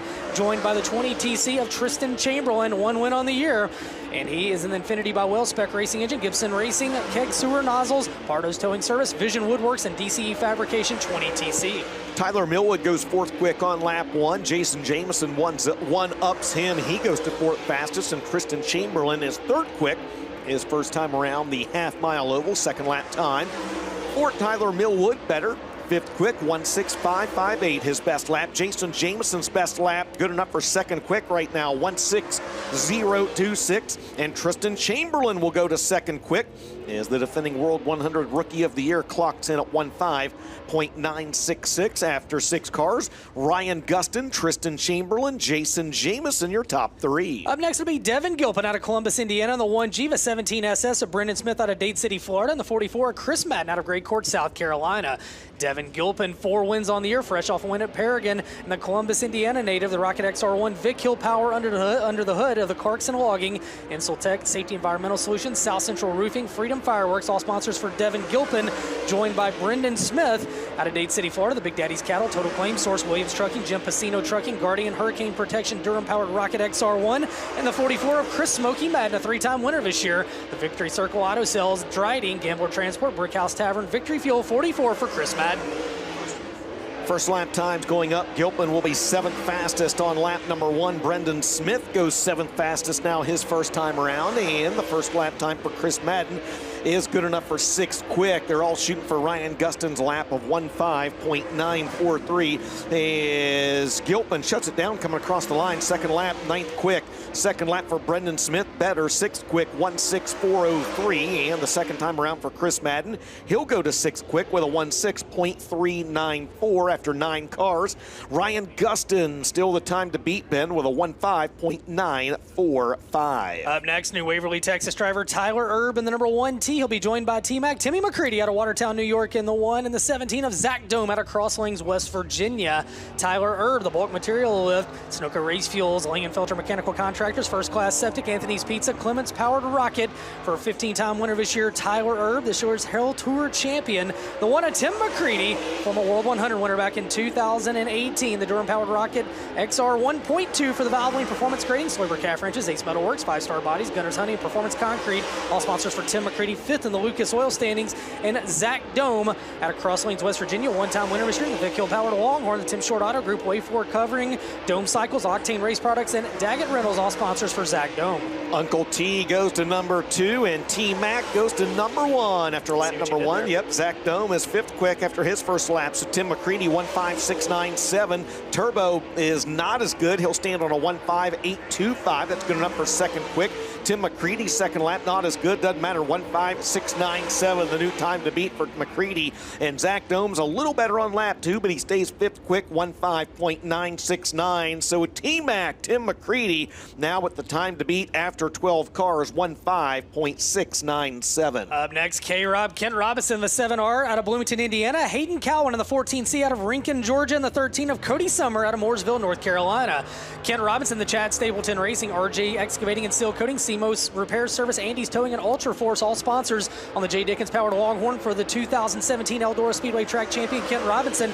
Meanwhile, Hayden Cowan out of Rincon, Georgia, the Supply Chain Management, Wise Force Products, Harco Construction, Edwards Interior and Graphics, Clements Powered, Rocket Chassis for Hayden Cowan, and Cody Summer in the self-built DRT race car, Vic Hill Racing Engine under the hood of the Dirt Racing Technologies, 13 for the Gateway Dirt Nationals promoter, Cody Summer. K-Rob will be 9th fastest on lap number 1. First time around for Hayden Cowan is 14th quick to match his car number, and Cody Summer will go 15th quick. As they come around for lap number 2, Tim McCready, the time to beat, Ben, 1.5697. 2nd lap for K-Rob is not as good. 9th quick, 1.6301. Hayden Cowan, 2nd lap, good lap. 3rd quick, 1.5833, and Cody Summer will be 15th quick. His best lap is a 1.6948 after 15 cars. It's Tim McCready, Tyler Erb, and now Hayden Cowan rounding out the top 3. Up next, it'll be Terry Wolfenbarger out of Powell, Tennessee in the 14W, the 10 of Joseph Joyner out of Milton, Florida, and the 18 of Matt Dooley out of Brooks, Georgia. Terry Wolfenbarger in the Vic Hill Powered Team Zero race car, sponsored by RTC, General Contractors, Main Street Auto, Cadillac Ranch, Base Fuels, and McGaha. Say that one real. McGaha? Bless you. Yep. Electric Company. He'll be joined by Joseph Joyner out of Milton, Florida, 2-time winner of this year, currently 5th in the Hunt the Front Super Dirt Series standings. The Clements Powered Capital House car, sponsored by Kubota, Base Racing Fuels, Dirt Track Bank, Trading Paints, and HuntTheFront.tv. And Matt Dooley out of Brooks, Georgia, and Atlanta Coring, Scott's Machine, JCB, West Pro, Crown Security, New Point Lighting and Design, Clements Powered Rocket, a tribute to Scott Bloomquist for the 2022 Southern All-Star champion, Matt Dooley.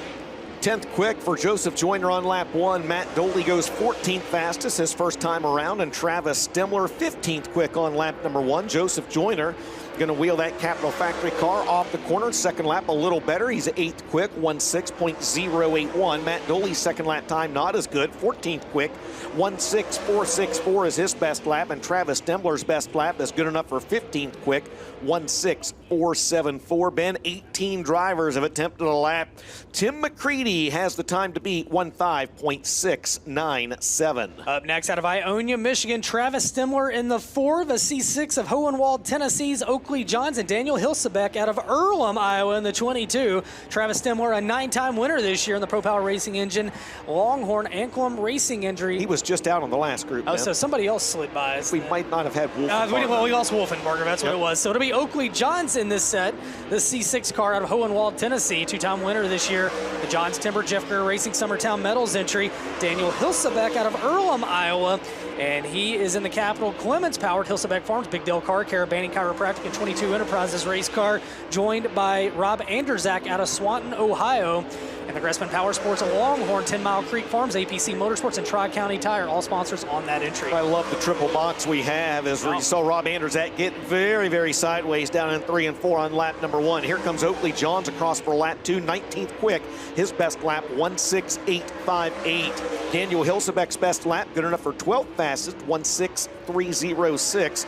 And the best lap time for Rob Anderzak, he will be 21st fastest with a 1.7459. We've had 21 drivers attempt the lap. Tim McCready, Tyler Erb, Hayden Cowan, your top 3. Coming up next, it'll be Jordan Kohler out of Mount Airy, North Carolina in the 114, the 71 of Hudson O'Neill out of Martinsville, Indiana, and the 74X of Ethan Dotson out of Bakersfield, California. Jordan Kohler in the Ultimate Towing and Recovery, Capital Waste, Traffic Control, Safety Solutions, Ultimate Motorsports Park, Rowers Realty and Auction in Shelton, Lock and Key, not owned by me. The Cornet Lightning Longhorn, a one-time winner this year is Jordan Kohler. Hudson O'Neill, your defending World 100 champion, the SSI Motorsports Professional Concrete Cutting Solutions, Big River Steel, Wheeler Metals, Merrill Bonding, O'Neill Salvage and Recycling entry. 9 times he's won this year. And Ethan Dotson, a one-time winner this year in the ASD Motorsports SRI, American Racing Pro Series, Torco Racing Wheels, Boswell Oil, Penske Shocks, and H&A Development, all sponsors for the Bakersfield, California driver in the 74X, the Longhorn Clements entry for Ethan Dotson. Jordan Kohler, 5th fastest on lap number 1. Hudson O'Neill, 9th quick. Ethan Dotson, 4th quick. 3 solid cars on the Speedway. Jordan Kohler up to 4th. 15880 for the Mount Airy, North Carolina youngster. Hudson O'Neill now goes to 4th, 15860 for the defending World 100 champion Ethan Dotson. He was 4th. He falls to 6th. His best lap is a 1:5.925. So 4th, 5th, and 6th right there. They all still trail Tim McCready, whose lap of 1:5.679 is still best after 25 drivers have attempted a lap. Up next, and only his second late model start of the year, it'll be Kyle Strickler out of Mooresville, North Carolina in the 8S, the 79 of Donald McIntosh out of Dawsonville, Georgia, and the 99 of Devin Moran out of Dresden, Ohio. Kyle Strickler, 6 mod wins on the year for the Sinking Springs, Pennsylvania driver. The native, the G-Style Transport, CAT Industries, Anthony's Pizza, Andy's Towing, Patriot Site Services, Donaldson Grading, all sponsors on that race car. The 79 car, that'll be the Billy Hicks Racing double nickel Clements powered entry for Donald McIntosh. The 2024 and 21 Southern Nationals champion, the Billy Hicks Racing, H&H Auto Cells, Lawson Trucking, Bales Construction, not Bales Construction anymore on that one, but Lawson Trucking, the 79 of Donald McIntosh, and they are joined on Speedway by the 99 of Devin Moran, currently 3rd in the Lucas Oil standings. The Clements Powered Longhorn, Lazy Days RV, Big River Steel, Bill Stein, McHugh, Chrysler, Dodge, Jeep, and Ram, all sponsors for Devin Moran. D-Mac 13th, Devin Moran 6th after lap number 1. Kyle Strickler is going to be 17th when all is said and done right now. 1:6.302 his best lap. Donald McIntosh 14th, 1:6.199 his fastest time, and Devin Moran will stay 6th, 1:5.910. For the 3rd generation driver out of Dresden, Ohio, Tim McCready, Tyler Erb, Hayden Cowan. Still your top 3, Ben, as we've still got about a dozen cars left to qualify here in Sunoco Racefield's time trials in Group A. Yes, sir. Up next, it'll be Dale McDowell out of Chickamauga, Georgia in the 17M, the M27 of Mike Provenzano out of Marcells, Illinois in the 25B of Mike Benedum out of Salem, West Virginia. McDowell will be in the 17M, the Shane McDowell Racing, Easy Go, Clot Synthetics, Cometic Gaskets, S&H Systems, Connected Strategy Advisors, the Clements Power Team Zero race car. My goodness. 7 wins on the year for that driver. Mike Provenzano, great looking race car, the Marcells, Illinois driver, and the Pitbull Motorsports Design, Country Automotive, GR Cab Company, StoreIndoor.com, Pro Power Racing Engine, Pierce Race Car, and Mike Benedum, the driver out of Salem, West Virginia, in car 25, the BSI Well Service, BlackRock Enterprises, CE Bircher Ranch, Clements Power Team Zero for Mike Benedum. It was almost like you couldn't read your handwriting there, James. Almost. 13th quick for Dale McDowell. Mike Benedum is going to go 14th quick as they come around for lap number 2. Dale McDowell's best lap still 13th, 1:6.123. Mike Provenzano was 29th quick on lap 1. He'll bump up 2 spots to 27th, 1:6.818. And Mike Benedum, he'll jump up to 20th fastest. His best lap is a 1:6.391. We've had 31 drivers attempt the lap. It's still Tim McCready, the time to beat, 1:5.697. Up next, it'll be Will Harrington out of Hawkinsville, Georgia in the 14, the Clements Powered Rocket. 1 win on the year for that driver, the 5M Construction, New Point Lighting and Designs, Last Air and Electrical, Harvey Trucking, Joey Reynolds Trucking, Pool Service Center, all sponsors for Will Harrington's number 14. Behind him in the 31 AUS out of Bunbury, Western Australia, it's Kai Blight, the Durham Powered Rocket Chassis, Bar 31 team, Afterburner Performance, Car 31. And joining him on the Speedway, the 49, the 16-year-old. He comes to us out of Denver, North Carolina, the Zeeland, Michigan native, the Metal Militia Pay Cafe, Sunoco and Bill Stein entry for Luke Morey, a rookie here at Eldora. Will Harrington, 20th fastest. Kai Blight, 27th fastest. And Luke Morey, who ran the Baldus Classic here on Sunday, will be 32nd quick on lap number 1. All 3 drivers looking to pick it up on lap number 2. Will Harrington will not. 20th quick for the Hawkinsville, Georgia driver, 1:6.339. Kai Blight jumps up to 21st, 1:6.344. And the 16-year-old Luke Morey. He'll improve, but he'll stay 32nd, 1:7:033 for the driver out of Zeeland, Michigan. So we have now had 34 drivers attempt a lap in Group A. Tim McCready, Tyler Erb, Hayden Cowan still atop the leaderboard. Up next, it'll be Ben Watkins out of Lancaster, South Carolina, three-time winner this year, former Carolina Clash champion back in 2023 in the Danny Hatcher Racing. C Motors, Hatcher Auto Sales, Riverwood Self-Storage number 6. Joined on the Speedway by the 57 car of Enoree, South Carolina's Zach Mitchell, four-time Ultimate Late Model Series champion, 2017 Carolina Clash champion, the Coleman Farms Racing Special Schools of Gwinnett. Bill Stein, number 57, he's currently 4th in the Hunt the Front standings. And Ross Bells, a three-time winner this year in the number 87 out of Clover, South Carolina. The Clements powered Longhorn by Wesley Page, Mid-Atlantic Roofing Supply, Wakefield Logging, Fred Caldwell Chevrolet, all sponsors for Ross Bells. Ben Watkins 27th, Zach Mitchell 31st, and Ross Bales 17th. After lap number 1, Ben Watkins going to bring the Danny Hatcher 6 off corner number 4, his second lap. Not as good. He'll stay 28th, 16.476, his best lap. Zach Mitchell improves. He'll go to 30th with a 16.650. Ross Bales does not. He will hold steady at 17th with a 16.279. Just 4 drivers left to attempt a lap here in Group A. They're all gunning for Tim McCready's overall quick time of 15.697. You see, you look at the Hunt the Front team down there watching qualifying as we got 4 cars left. I'm going to guess we're going to have 2 sets of 2. Up next, it'll be Dalton Wilson in car number 18, the Perminator out of Fayetteville, North Carolina, the Longhorn by Wells, Clements Racing Engine, Ratliff Racing, Grantley Farms, ICS, MGL Auto Sales, Keltner Construction, Auto Outlet, Burt by Buddha, Honeycutt Custom Cabinets, all sponsors on the 3-time winner this year. Most recent win at Portsmouth Raceway Park back on Friday night. Ashton Winger, did they make repairs to that race car? Not seeing Ashton out there. So I think this will be the final 3 cars in this set then. Ashton not going to make the call. Garrett Smith out of Eatonton, Georgia, the Atlanta Paving and Concrete, Senior Life Insurance Company, Terminal Mains Construction, VP Racing Fuels, Vic Hill powered Longhorn, 1 win on the year for that driver. And the Wells 11 for Brandon Overton, the Wells & Sons Motorsports Muscle Factory, Garnto Southern, Coleman Farms Racing, Supply Chain Management, Clements Power Infinity race car for Brandon Overton, your current Hunt the Front point leader. Garrett Smith is 30th. Brandon Overton is 31st. This could make things interesting here tonight. And Dalton Wilson, a good lap. He's 11th quick on his best lap, 15.984. Garrett Smith does not improve. He stays 30th, 16.487.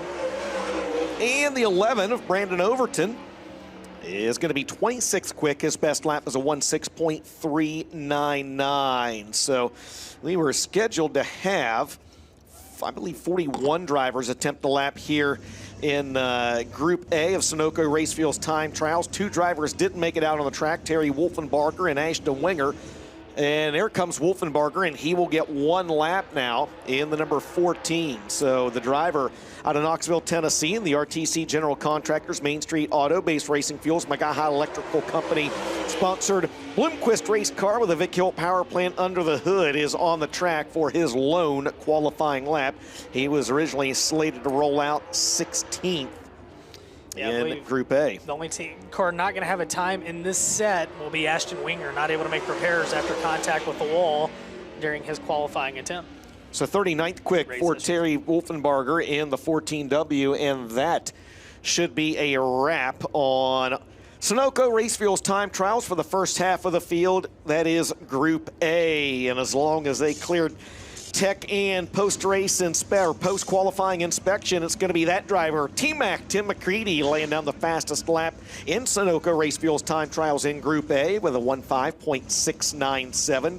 Turbo Tyler Erb, second quick with a 15.825. How about Hayden Cowan, the youngster, with a 15.833? That's good enough for third quick. As long as those times hold up, they will unofficially start on the pole of heat races 1, 2, and 3. Joining them alongside Jordan Kohler, Devin Moran, and Ethan Hudson O'Neill and Jordan Kohler and Devin Moran. So we're going to do the crossover, allow the drivers from the inside to make their way to the outside and vice versa. As we do that, we'll step aside and thank the folks that make this broadcast a possibility. Don't go anywhere. Sunoco Racefuels qualifying for Group B coming up next. This is Castrol FloRacing Night in America presented by Kubota.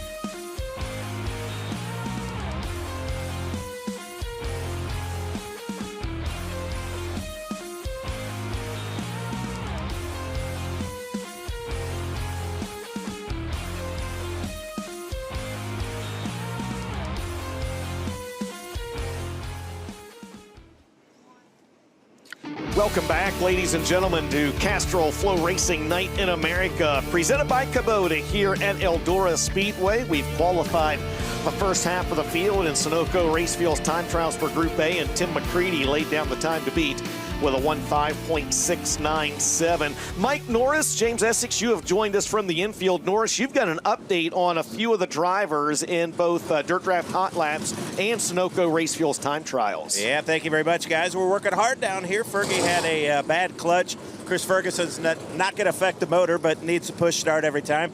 Jared Landers did not get a lap in. He thought he had a bad wheel, felt a vibration there, and Devin Gilpin, you guys mentioned, he shut off right at the start-finish line, and he didn't know what happened. There was no oil train, so there's no motor issue, I don't believe, so maybe an electrical issue. Yeah, they just picked up that Vic Hill from another driver, Ricky Weiss, in the last couple of weeks, and Gilpin's had a good year leading the points at Brownstown.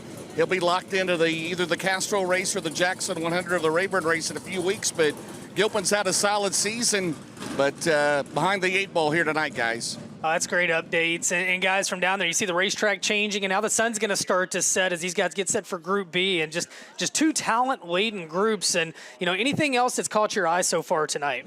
Well, not really. James put his mic down here, but if we had Randy Weaver down here, I think it's vintage Eldora Speedway. It's going to slick off, going to have a little bump at the top. But as you can see so far, you know, I think this thing's going to slick off top to bottom. We're going to see cars running all over it. It's going to be a great program, good heat races, of course, some B-mains, but vintage Eldora here tonight.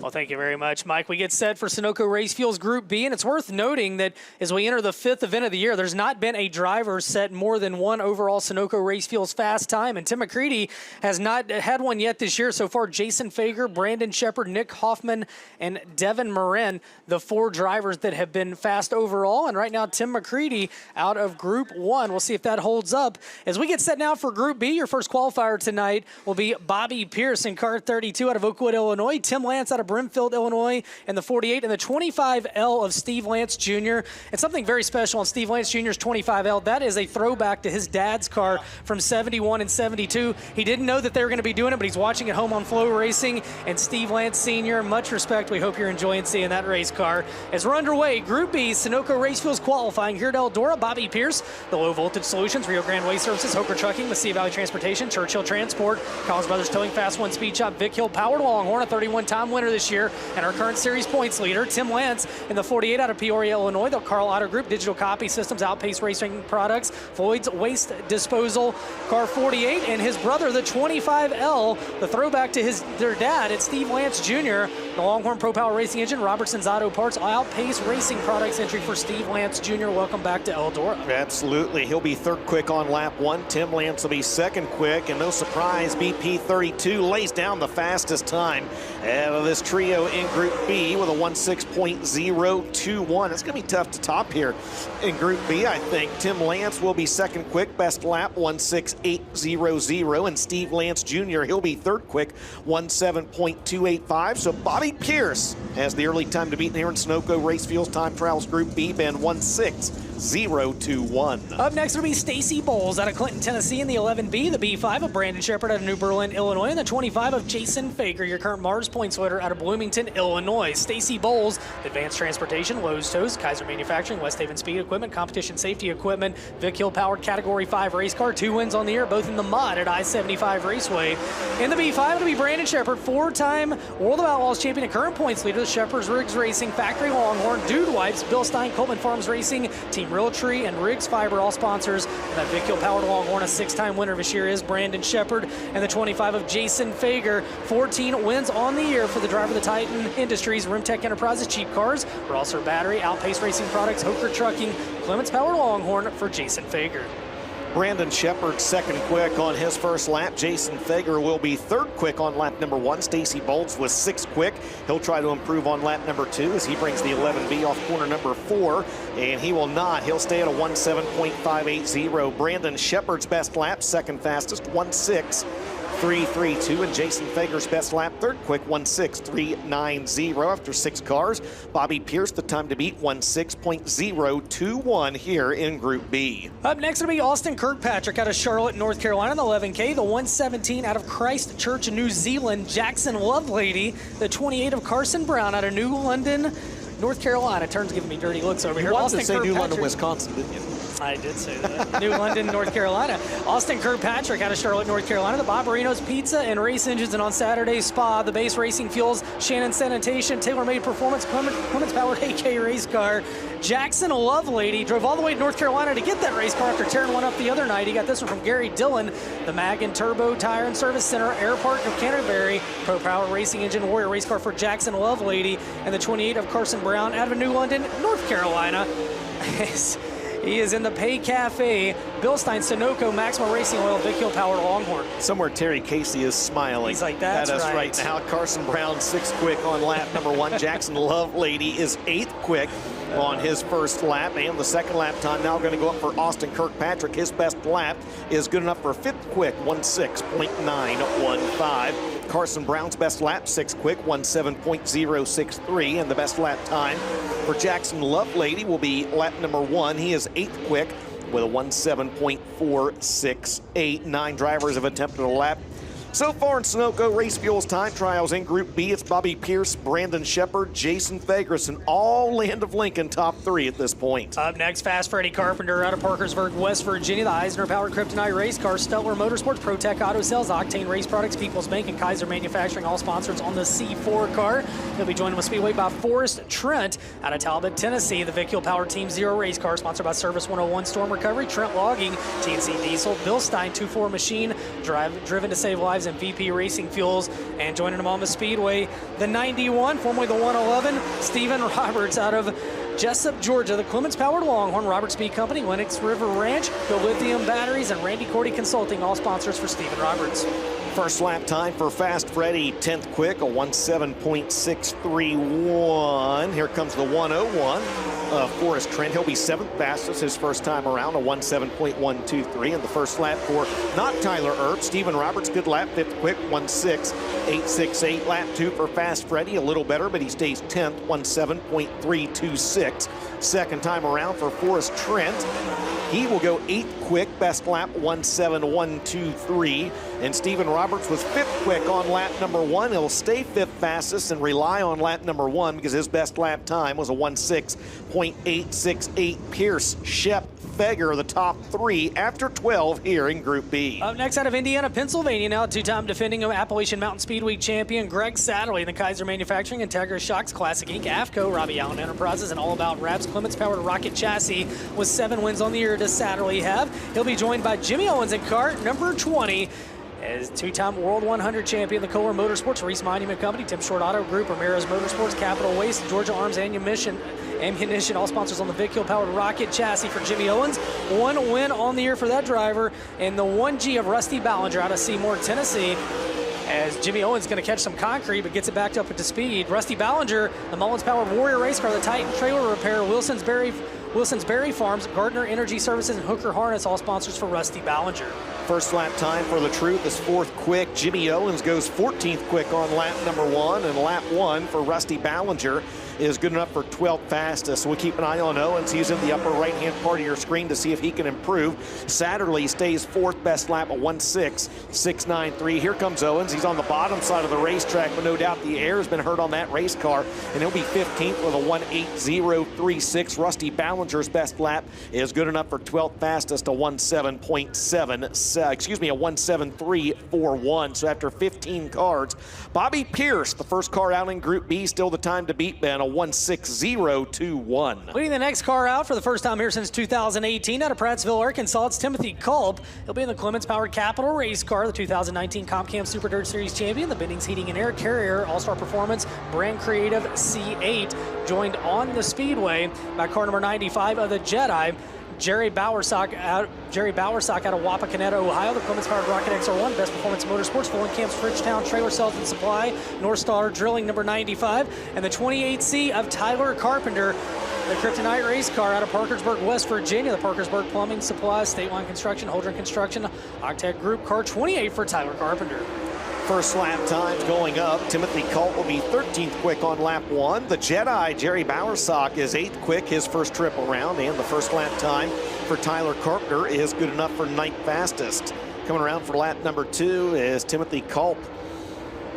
We'll bring the C8 off corner number 4, and he'll be 15th quick, 1:73.48 his best lap time. Bowersock, a multi-time Eldora track champ, 8th fastest, 1:69.43, and Tyler Carpenter lays down a good lap on lap number 2. He'll be 5th quick. James Essex, you have a report on someone that was light at the scales. The Kiwi out of Christchurch, New Zealand.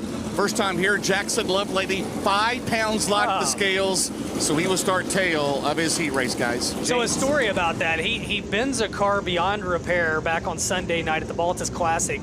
He drives all the way to North Carolina, buys a Warrior race car from Gary Dillon, drives all the way back up here, and 5 pounds light. I mean, get the guy a pizza burger and he's fine. What a tough break for Jackson Lovelady. But the drive to compete at Eldora, that shows just how tough it is, DJ, and hopefully Jackson Lovelady has better luck the rest of the night. Andy Clark, scheduled for that last set out of Mackinac, Illinois, did not make his way out, as the next car that comes out will be the 58 of Garrett Albertson out of Las Cruces, New Mexico, your Baltus Classic champion. There's the Perminator on top of his trailer. And the Bill Sports Shop, Romer Machine and Welding, Mesilla Valley Transportation, Nutrient Ag Solutions, Clements Powered Longhorn for Garrett Albertson. 6 wins on the year for Albertson. Joined on Speedway by Shannon Babb in the ATV out of Mowequa, Illinois. The Petrov Towing, Donnelly Trucking, Dynagro Seed, CJI Piping, Caddy Landscaping, and Keebler Ultra Oil. Vic Hill Powered Longhorn, 1 win this season for Shannon Babb. And the 22F of Fergie, Chris Ferguson out of Mount Holly, North Carolina. And the Bloomquist race car, Clements Power Under the Hood, the Live Oak Aesthetics and Family Dentistry, Patriot Meat Processing, and Spartan Transportation for Ferguson here in the Bloomquist this weekend. Garrett Albertson, 8th quick on lap 1. Babb, 11th fastest his first time around. And Fergie, a good lap. He'll go 4th quick. We'll see if either of these or any of these drivers are able to improve on lap number 2. Here comes your Baltus Classic winner, Garrett Albertson. He does 6th quick, 1:67.01.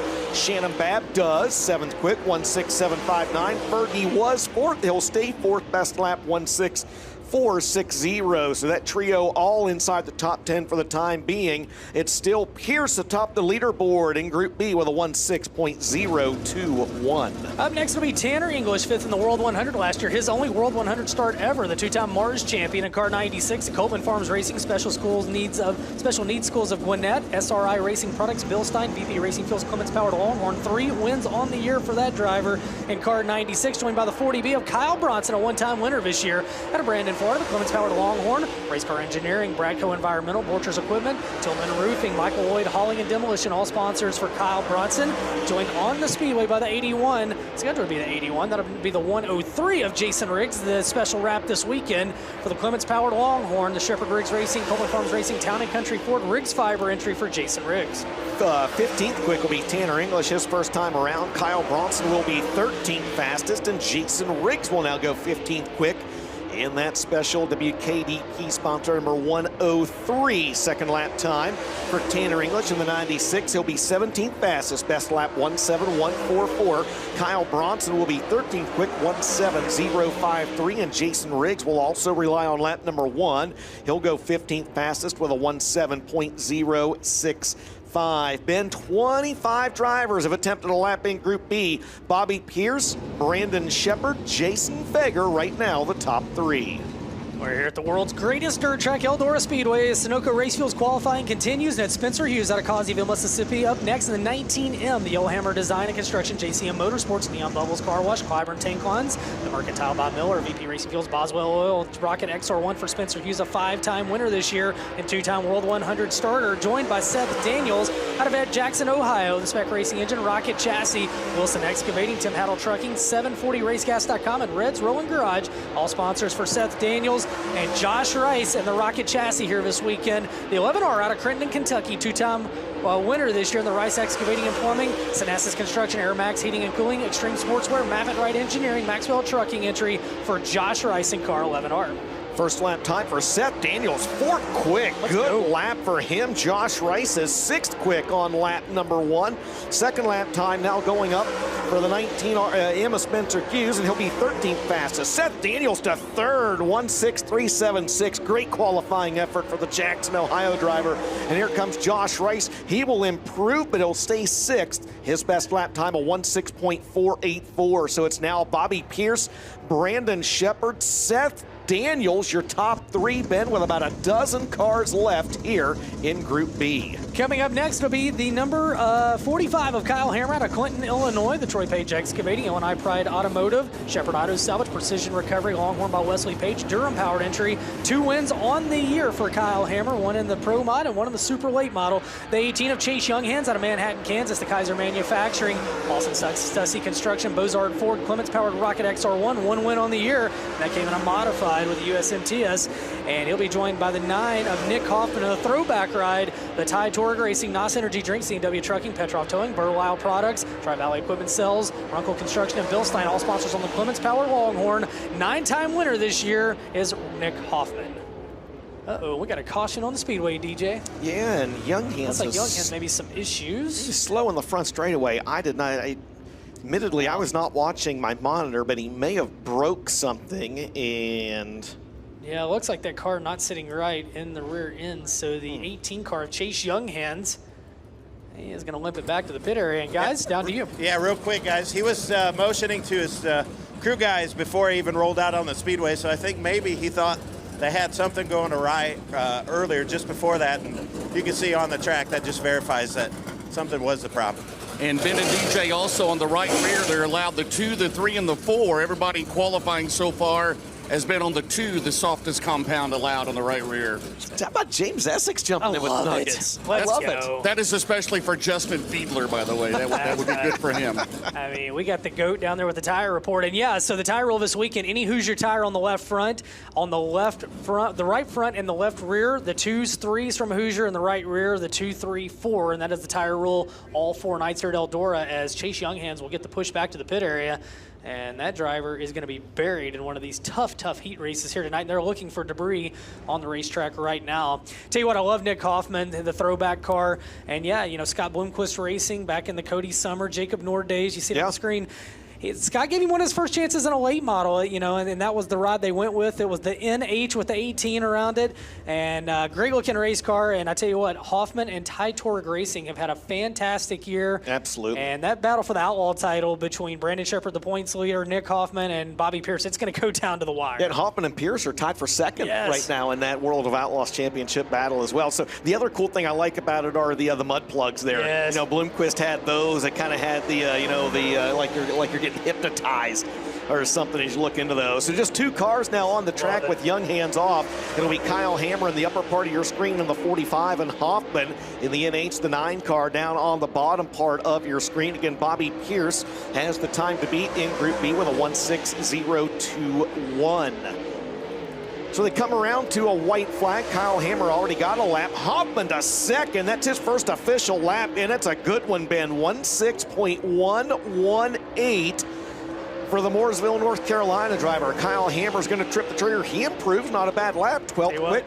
1:06.789. Hoffman, it's better. Not good enough. 1:06.036. So now Bobby Pierce, Nick Hoffman, Brandon Shepard, the top 3, and that driver, Seth Daniels, currently 4th, as we've got just about 10 drivers left here in the second half of the field. And they'll be led out by Jupiter, Florida's Clay Harris in car 6.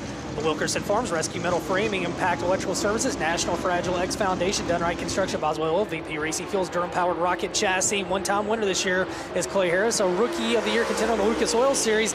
The 15 car, that'll be Clay Stuckey, first time to Eldora. The Black Diamond Clements Powered Lucas Oil, Advanced Powder Coating, FiberTech Laser Cutting, Pro Glow, AccuForce Dyno and Testers entry. A 3-time winner this year is Clay Stuckey in that Black Diamond race car. And the 49, 5-time World 100 champion out of Blairsville, Georgia. The Nutrient Solutions Fast Shaft, Steiner Grow Seed, Lucas Oil Products, ASC Warranty, Mark Martin Automotive Group, a Clements Power Plant under the hood tonight of the Longhorn race car for 10-time winner this year, Jonathan Davenport. And Davenport to go 6 quick on lap number 1. We'll see if he's got anything for Pierce on lap 2. Checker flag going to come out for the 6 of Clay Harris. His best lap 30th, 1:7.468. Clay Stuckey 18th. His best lap 16.928. Jonathan Davenport jumped to 3rd with a 1:6.082. So a good lap for Superman. Right now he is 3rd. Nick Hoffman is 2nd. They all still trail the first car out in Group B. Bobby Pierce with a 1:6.021. Next set of cars led out by two-time winner this year out of Loudon, Tennessee, Corey Hedgecock in the Durham Power BMF race car, Viper Motorsports, Viper Risk Management Group, Easy Go Base Racing Fuel, Schaefer Oil, Current Construction, Circle H Services, SFP Performance Systems, all sponsors on the two-time Crate Racing USA champion, joined by Ricky Weiss in the 7W, the Headingley, Manitoba driver, the Vic Hill Sniper race car, G-Style Transport, Dryden, Collins Brothers Towing, Keywat Truck Service, Derrick Sandblasting, Weisner Trucking, all sponsors for Weiss, an eight-time winner this year is Ricky Weiss, and the 219 of Gavin Cowan out of Rincon, Georgia, Supply Chain Management, Weiss Forest Products, Harco Construction, 7080 Limited, Mullins Powered Longhorn for Gavin Cowan, and the Rum Runner Racing 219. Ricky Weiss will be 17th quick on his first trip around. Gavin Cowan will be 27th on lap number 1, and we've got caution on the Speedway once again. Let's see what the issue is. Might have been with Ricky Weiss. He may have snagged the wall.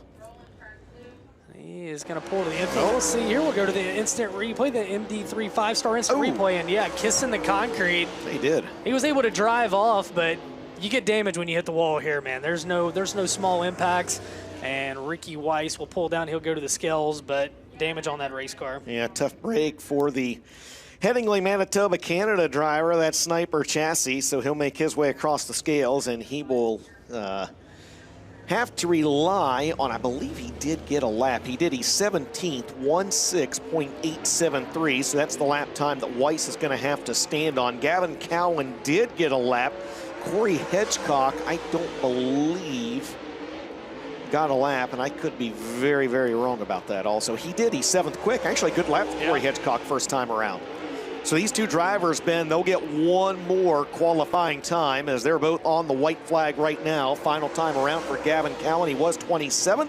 He'll go up to 22nd. His best lap, a 1:6.955. Corey Hedgecock was 7th quick. He'll stay 7th quick. He's got a good lap, though, 1:6.427 for the Loudon, Tennessee driver. And we've got just a handful of drivers remaining here in Group B. Up next, it'll be Brian Shirley in car number 8, the Bob Cullen Racing, Hoker Trucking, Thompson Express, VP Racing Fuels, J&J Ventures and Gaming, Ricky Lemon Motorsports, Durham Power Team Zero race car, 5 wins. The past couple of months have been really good for Brian Shirley, and he's in car number 8. He'll be joined by the 20 RT of Ricky Thornton Jr., 25 wins on the year, including a 100,000 plus stock car win last week at 300 Raceway. The Cornet Powered Longhorn, Kohler Motorsports, Hoker Trucking, Coleman Farms Racing, Ultimate Towing and Recovery, and Brian Shirley with trouble as he went off into 1 and 2. Something did not sound right. He's going to shut it down and head to the infield. So Thornton's going to have the track all to himself. Your current Lucas Oil Late Model Dirt Series points leader, and second on Castrol FloRacing Night in America, Ricky Thornton Jr. So RTJ going to bring the Kohler Motorsports. Oh, great lap. 3rd quick, Ben. 1:6.054. He got a little high. Yep. So you know what? I'm going to keep lap 1. Yeah, it's not a bad thought. Not a bad thought. So RTJ. Did you see the new T-shirts, by the way? Because we say Chandler, Arizona. At one time it was Adele, Iowa. Martinsville, Indiana is actually his home now. He's got new T-shirts that says location unknown on them. But we know where he is right now, and that is 3rd quick here in Group B. Hoffman 2nd fastest. Pierce the first car out. The time to beat 1:6.021. And with Shirley having issues, we've got just 2 drivers left to qualify. Yeah, and it's going to be Jared Landers, former track record holder here out of Batesville, Arkansas, the Steve Lampley Racing, Donna Grosine, Midwest Excavating, ASC Warranty, Mark Martin Automotive, Franklin Enterprises, Randy Cordy Consulting, Durham Powered Category 5 for the former Topless 100 champion, and joined on the Speedway by Jeff Babcock. Welcome back to Late Model Racing, a Cornet Powered Longhorn race car, the BalkMaterialLift.com, Best Performance Motorsports, car number 7B, Jeff Babcock. And I believe that's the car that Parker Price Miller normally drives, and sharing the ride with him. Babcock's in it here this weekend. And how about Jared Landers, 8th quick, good lap, and that's Steve Lampley, Category 5. And Jeff Babcock will go 28th fastest. We'll see what the 777 has for him here on lap number 2. And he's 8th quick. He scrubbed off just a little bit of speed down there in turns 3 and 4. Babcock trying to improve on lap 2. The former Eldora track champion will stay 28th this best lap, a 1:7.086, and that is unofficially a wrap here on Sunoco Race Fuels Time Trials for Group B. Your fastest qualifier is going to be that driver. It's going to be Bobby Pierce with a 1:6.021 in Group B. Tim McCready was the overall quickest tonight. He came out of Sunoco Race Fuels Time Trials Group A with a 1:5.697. Group B, though, we'll throw it up for you. Pierce, Hoffman, and Thornton, the top 3. And as long as they cross the scales and pass Tech okay, they will start on the pole of heat races 4, 5, and 6. They'll be joined, how about this? They'll be joined alongside Ben. It's going to be Bobby Pierce and Jonathan Davenport on the front row. Heat race number 4. Then Brandon Shepard 5th, Seth Daniels 6th, Jason Fager 7th, Jared Landers 8th, Corey Hitchcock 9th, and Chris Ferguson will round out the top 10 here in Group B. So that is a wrap on Sunoco Race Fuels Time Trials here this evening. And we have got 6 10-lap heat races coming up here in just a little bit. As you see the drivers crossing over on the racetrack here right now. The drivers that are parked in the upper part of the pit area making their way back up there. And we're going to get that first heat race rolled across and staged here in just a few minutes.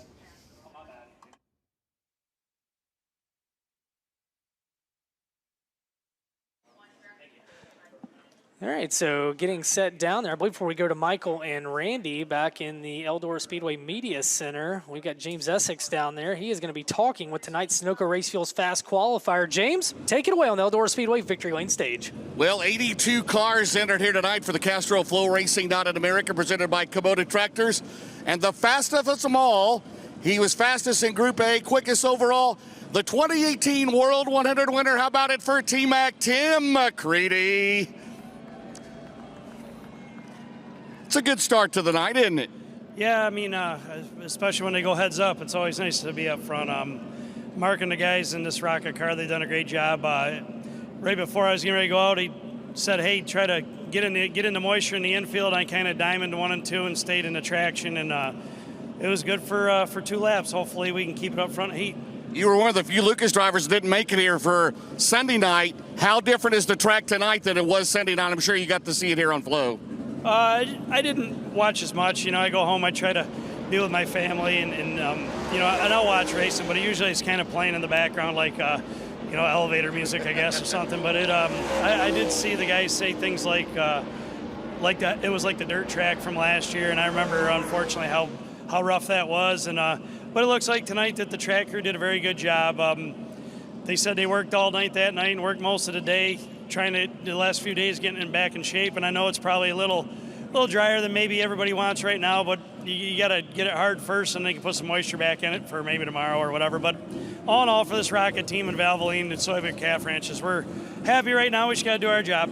You win the first heat, you're on the pole tonight. Yeah, that's what they say, right? That's right. Thank all your great sponsors on Rocket One, Timmy. Yeah, there's so many of them. It's obviously Valvoline, Soybean Calf Ranches, Performance Grading, Gunther's Honey. It's such a first-class team to drive for Mark, and Fox Shocks, Durham Motors, Petroff Towing, and then Franklin Enterprises, and you know, the whole deal, Styles Marine. I forget some of them here and there, but I try to remember as best I can. They've been real patient with me. He's got so many sponsors, so many manufacturers, and Rocket 1.2, Steve Baker, everybody at the shop. We'll hopefully can do you justice tonight. All right, good luck tonight. Thanks a lot. Tim McCready, your overall fast qualifier tonight here at Eldora, ladies and gentlemen. All right, thanks a lot, James. We're going to go ahead and step aside here real quick before we send it back to the studio. Up next, opening studio and opening ceremonies. You're watching Castrol FloRacing Night in America, presented by Kubota.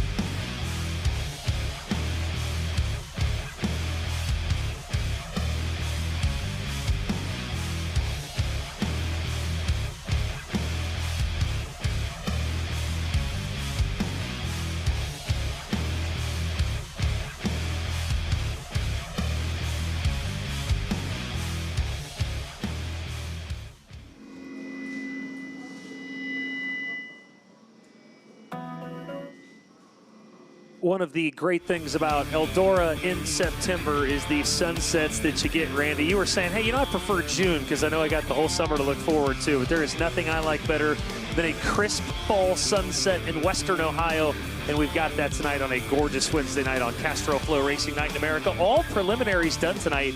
About an hour and 15 minutes, Randy, for all of hot laps and qualifying for 82 cars. That's pretty good, actually. We were pretty happy with that. Yeah, I hope everybody in Tennessee's taking note of that because I love how you guys always run the program really quick, and we still get everything done and have really good programs. There was, when you look at the Group A versus Group B qualifying, let's go ahead and take a look at the top 10 tonight. Some interesting names and some household names as well, right? Some young faces and some faces that we absolutely expected to see. Obviously, Bobby Pierce was fast in Group B. I think we have that overall top 10. There it is right there. Tim McGreedy, we just saw on the victory lane stage. Tyler Erb, Hayden Cowan, who is a qualifying master at Eldora now. He's been very good here the couple times he's been here. Hudson O'Neal, Jordan Kohler, Devin Moran, Ethan Dotson, Ryan Gustin, Tristan Chamberlain, 17 years old, gets around here just like his father did. And West Virginia's Zach Dome. I'm telling you, that is an interesting top 10 of what is basically a crown jewel at Eldora, Randy. Yeah, a lot of young guys picking up really quick up here. And, of course, like I mentioned earlier, a lot of good equipment here too. But at the end of the day, you still have to drive it. Yeah, and with the heads-up starts, right, Hayden is going to be on the pole of one of his 6 heat races tonight, 3B main. So there's only 9 races prior to our 50-lap, $20,000 to win feature that will come up next. Randy, you and I spent a little time with Tony Stewart. We saw them going around and doing a little track prep, watering it with the trucks out there. Tony sat in the infield center with us. They have put a lot of time and effort into this racetrack since last Sunday. It was rough Sunday, right? There's no two ways about that. It was real rough. Rob, our guy Chad Bowman from over at Fairbury's been here. Tony has worked his ass off the last couple days. He feels pretty confident this thing's going to be able to hold together tonight and into the weekend. It was interesting to hear him talk. Yeah, it was, and I agree with him. I was watching the times and, of course, telling you and Tony, like, hey, this thing's a second slower than normal, which I think's good because usually it widens out and it gets something around the bottom and around the top. It's not dominant, so... but he was telling about all the hours and stuff he's working.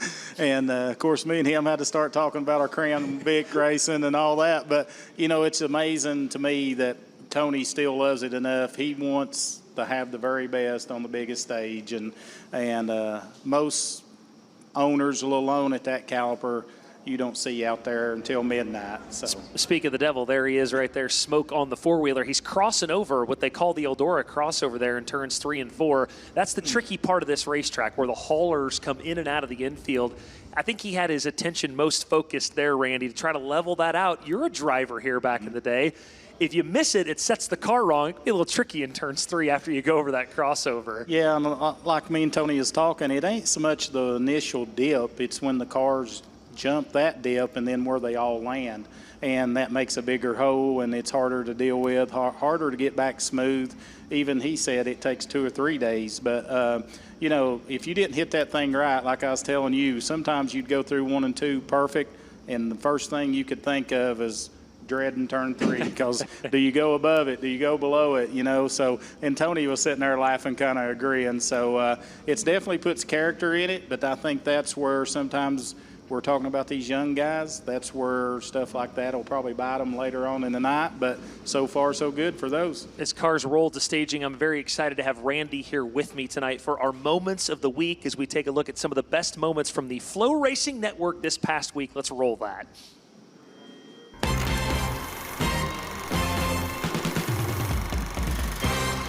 All right, I know I'm a little biased here, but this damn quarter mile in Central Illinois just keeps delivering over and over. Fairbury Speedway on Labor Day weekend, Saturday night, the final 2 laps.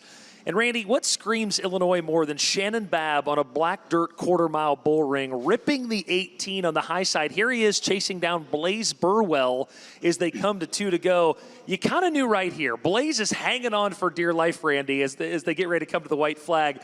He just doesn't hit it. That's poetry, watching Shannon Babb on the top at Fairbury, Randy Weaver. It is, and then you see Shannon, he hits it exactly right, and looks like the 44 missed it just a little bit on this last lap. And I've got to be at Fairbury a couple of times, and man, it's I wish I could pick it up and put it in Crossville, but I'm not going to let you do that. We're going to leave it right where it is. But, last corner, last lap, Bab gets him. Blaze was crying in victory lane afterwards. He was so upset. I don't blame him. It's not bad to get beat by Shannon Babb, especially in Illinois, but you could see he entered a little low and pushed, and that's all Babb needed. Next up, the helmet toss. Randy, have you ever tossed your helmet before? Steering wheel helmet, have you ever thrown anything at a racetrack?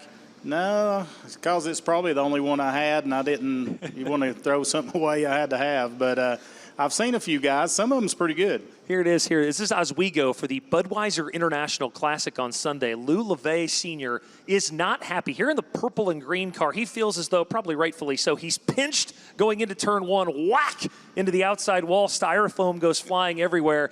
He does everything after this incident. He does the middle finger. He does the helmet toss. We've got the helmet toss here coming up at the end. The point of the helmet toss, though, Randy, you got to hit the guy with the helmet if you're going to throw it. We're going to see it here in a second. He does it, but he does make time for the middle finger. Surely you've given the bird at the racetrack before. I've received it quite a bit. I know they tell me that I was number one, and still sometimes people do today that ain't even on the track. So, but definitely if you're going to throw the helmet, you better make it count. You see those things ain't cheap. The helmet in the infield there, that's off the miss. Here comes the miss. We're going to show it one more time. He's sizing it up right here. Lou is feeling good about the toss, right? He's getting his elbow loose. He's getting his shoulder loose. Oh, the Hans device and everything, he misses him. So maybe before you retire, give me a helmet toss, all right? I will.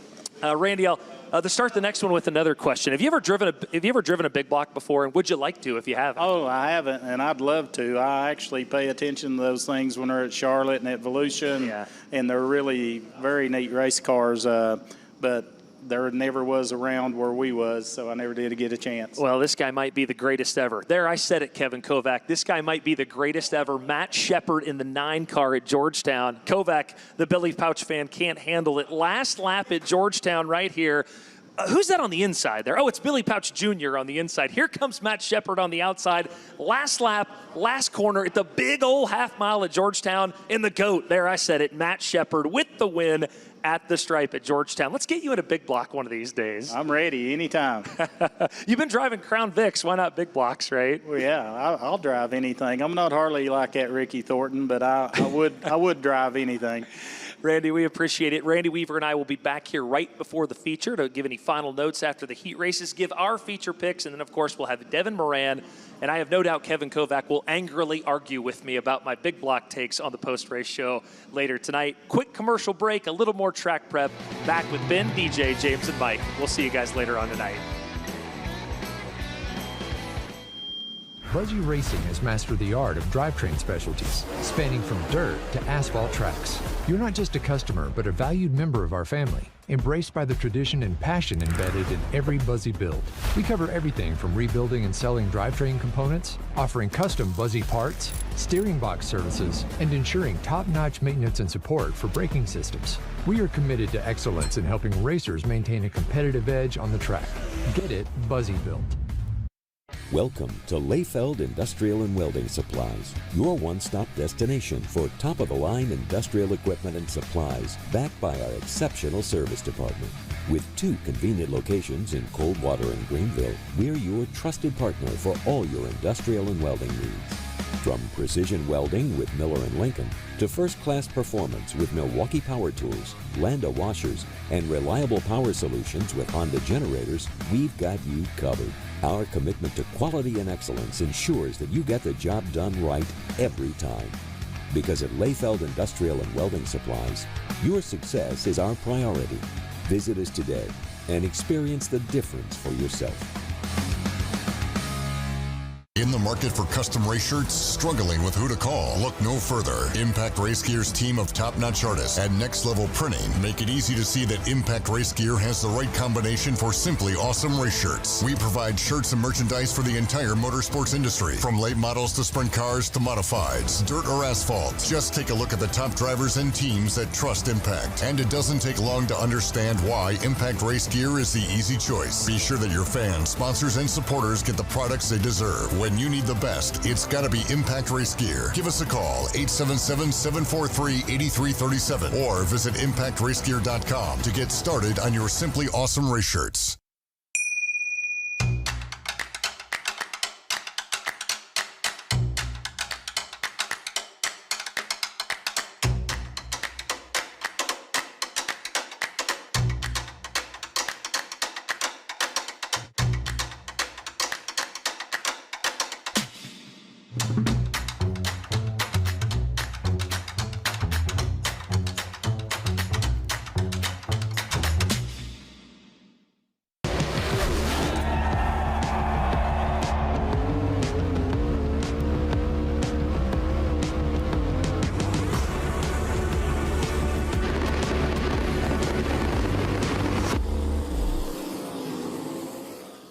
Looking for a competitive edge at the track? Trust Sweet Manufacturing for top-of-the-line steering components. Since 1978, we are proud to be employee-owned and carrying on the tradition of quality racing parts. Our state-of-the-art CNC machines allow us to craft the best possible parts for your race car. Don't settle for second best. Let us turn your wheels and choose Sweet Manufacturing for all your racing needs. Find your competitive edge at sweetmanufacturing.com. Welcome back to Eldora Speedway as qualifying in the books here tonight. And they've gone in and rolled down the top side of this racetrack. We are ready to get things underway down on the Eldora Speedway Victory Lane stage as we will toss it down to James Essex. All right, Ben, thank you very much, everybody. Glad you can make it out here tonight. The first of 4 straight nights here at Eldora. And the Castrol FloRacing Night in America presented by Kubota Tractors. First off, we'd like to welcome First Ladies of Eldora. How about this? Savannah and Abby. Give them a big round of applause. Ladies, how's things going so far this weekend? Oh, it's been great. We've had a lot of fun. The weather is beautiful. It's supposed to be beautiful all week. We're going to be doing a lot of things. You can follow us on social media at Eldora Speedway on all platforms. And Abby will tell you a little bit more about what we're doing. We have some really exciting things planned for this entire week, and I know you guys are going to continue to bring the energy because I can feel it here tonight. We've got bartending coming up later this week. We have a special driver coming out with us into the campgrounds later on, and some amazing racing to come. So stay tuned, like Savannah said, on social media. You don't want to miss this. Very good. Give them a big round of applause, Savannah and Abby. Now, if everybody will please rise, remove your hats. Eldora Speedway Chaplain Mike Unger with our invocation here tonight. Let us pray. Lord, we thank you again for this beautiful evening you've given us, this beautiful weekend. And Lord, we thank you for Eldora Speedway. We thank you for the dreams that Earl had and built this place for us to enjoy. And Lord, I just ask you to be with all the soldiers and first responders, the people that have fought before and fight now and will in the future, to give us the freedom to be here and do what we love. And last of all, Lord, I just ask you to be with the Bloomquist family and friends and all his fans, Lord. This can be a tough weekend for a lot of people, Lord, and just be with everybody. And we know you've got control. So, Lord, we just thank you and give you all the glory. In Jesus' name we pray. Amen. Thank you, Mike. Please remain standing for our national anthem tonight, sung by Mississippi's Chris Link. Oh, say, can you see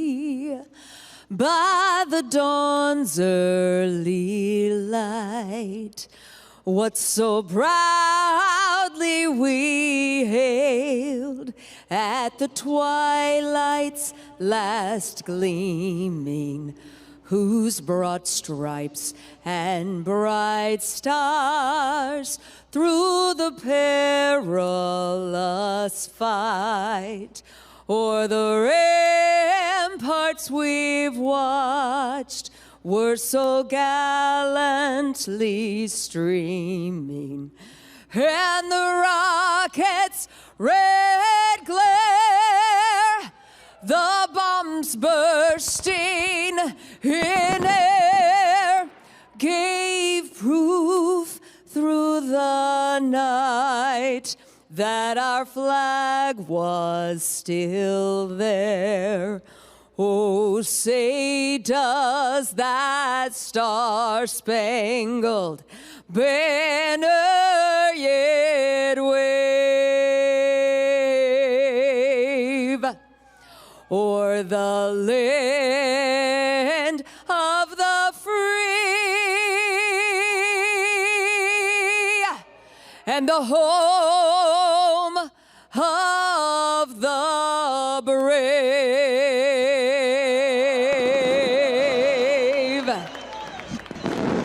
Oh my, thank you. Give her a big round of applause, Chris Link. Eldora. I haven't done this for so long, I gotta remember how to do this. Eldora, are you ready tonight? Let's go. Dustin and Ben, up to you. The GOAT, the Hall of Famer, James Essex, and great, once again, Chris Link. She just does an amazing job every single time. She's going to be rocking up tomorrow night as Dolly Parton. Talk about that, DJ. Yeah, absolutely. The Dukes of Country tomorrow. I hired him. Hudson O'Neill and I, we hired him for our birthday. Well, we hired him for our birthday tomorrow. It's come and hang out in the fan zone tomorrow night after the races. Chris Link and her group, the Dukes of Country. If you are like me and you are a fan of 80s and 90s country, that's their specialty. That's what I love, and they're going to be playing in the fan zone after the races right here tomorrow night. Well, hopefully tomorrow night they'll have Flash, the Basset Hound, with them as well. As we get set, this will be Integra Shocks and Springs, heat race number 1.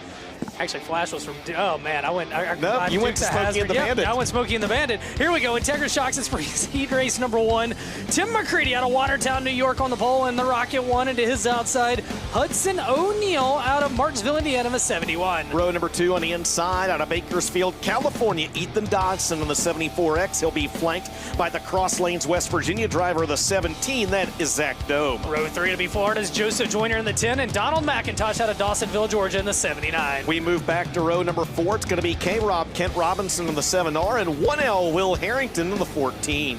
Moving back to row number 5, it's Chris Madden out of Great Court, South Carolina in the 44, and Matt Dooley in the 18 out of Brooks, Georgia. Row number 6, it's Garrett Smith in the 10 and Devin Gilpin in the 1G. And row 7, if they make it out there, Cody Summer out of Mooresville, North Carolina, the 13, and the 8 of Rob Anderzak out of Swanton, Ohio. 14 cars, 10 laps, top 3 to the feature. Winner will start on the pole here tonight. It was Flash from Dukes of Hazzard. It was Fred from Smokey and the Bandit. Yes, good job. Look, I rarely get things right. Well, Don't take that away from me. Well, when you're that old, it's no wonder. Well, it's the night before your birthday, and it is lights out as it's the night before we get the World 100 prelims underway tomorrow. Tonight, Castrol FloRacing Night in America presented by Kubota. The winner of this one on the pole, and Tim McCready starting alongside of the guy that won the World 100. You stole my line. In the car that Tim McCready's driving. Hudson won the race last year, the World 100, but he did in the Rocket 1. Guys, we're going to pull the pace truck to the infield. DJ, first of 6 heat races. Let's go on a Wednesday at the Big E. 10 laps in distance. Top 3 transfer. This is a standalone event, ladies and gentlemen. Has no bearing on the 54th World 100 weekend. It's for all the marbles. 20K on the line tonight. Winner starts on the pole. We go green flag racing with T-Mac and the new deal. This is Integra Shocks and Springs heat race number 1. McCready to the lead. Dotson digging down low down Hudson O'Neill. He's in third. He's looking for second down the back straightaway. Out front, though, it's McCready into 3 and 4. Only 3 drivers transfer out of this one. The rest will go to one of tonight's 3 B-Mains. T-Mac going to lead lap number 1. Second, Ethan Dodson. As you mentioned, Ben, he got a good run, and now here comes Joseph Joyner down to the inside. They're battling for the last transfer. Hudson O'Neill able to hold him off, and now here comes Zach Dome on the outside. Right now, high, low, middle, all points in between, but out front it's Tim McCready leading the way in this one. In the second spot, Ethan Dodson, and I tell you what, right now, Hudson O'Neill holds on to third, but in fourth, digging hard right now, the 10 car of Joseph Joyner. Easy to get distracted with some of the battles on the racetrack, Ben, but right now, the best battle was the one for that third spot. Is now Hudson O'Neill, he's been able to pull away just a little bit by about 1 second over Joseph Joyner. Joyner now comes under protest from the 14 of Will Harrington. That is a battle for the 4th position. Couple of Hunt the Front Super Dirt Series regulars going at it, and Harrington with a big slider. Joyner turns back down the hill. Joyner holds it at the line as Harrington up top. That's a good battle right now for position 4, but only the top 3 move on, and right now it's McCready, Dodson, and O'Neill, your top 3 as we complete lap 5. 5 down, 5 to go, and Slider Fest continues for the 4th spot. Yeah, good clean racing between those 2 drivers right there as they continue to throw haymakers at each other in the corners as those 2 are going at it for a better starting spot on one of tonight's 3 B-Mains. There's your 3rd place car, Hudson O'Neill. That's the one they're trying to catch, but he is 2.3 seconds ahead of that battle for 4th. And right now, Tim McCready looking good out in front, over a half a straightaway advantage, closing in on the back of the pack. He'll come around and complete a lap number 7. McCready tonight, Sunoco Racefield's fast qualifier. And right now, he is showing them how it's done here in Integra Shocks and Springs Heat 1 as he closes in on the back of the pack. Rob Anderzak, the first lap car he'll encounter. Yeah, and this is going to be interesting because, again, coming up, again, no bearing on what happens for the rest of the weekend, Ben, but a new format for the World 100 where after qualifying, they will run a 12-lap shootout or 12-lap qualifier. That's just two more laps than what we're running here, so good practice for these drivers. And right now, McCready has set sail over what's turning into a battle for second. White flag flies out of turn 4, slider for second. Hudson throws it in on Ethan Dotson, and Hudson O'Neal up to second. White flag's out, DJ, as McCready takes him out of 2 down the backstretch. Tim McCready, he has already been to the St. Henry nightclub, gave Bill Dews a high five, and picked up a pizza. He is going to roll to a win here in Integra Shocks and Springs Heat number 1. McCready will start on the pole tonight. Hudson O'Neal second. Ethan Dotson crosses in the final transfer ahead of Will Harrington, Joseph Joyner, Zach Dome, Garrett Smith, Donald McIntosh, Chris Madden, and Kent Robinson. That's right, taking the third and final transfer out of Bakersfield, California, Ethan Dotson of a 74X. Second will go to last year's World 100 winner, Hudson O'Neal, and your winner out of Watertown, New York, Timmy McCready. He'll start on the pole position here tonight after winning Integra Shocks and Springs Heat race number 1, the Valvoline Performance Grading, Soyber Calf Wrenches, Ace Metalworks, 5-Star Bodies, Gunner's Honey, Performance Concrete, Styles Marine and Maintenance, all sponsors on that one car. 2 wins on the year. He'd love to get number 3 here tonight. We'll head down to Mike Norris, who's going to talk to him about the win in Integra Shocks and Springs Heat 1. Yeah, Hoosier Tire looking at that right front tire. 14 starts in the World 100 out of the last 6 years. He is the only driver to get 4 top 5s. Of course, 2018 World 100 winner.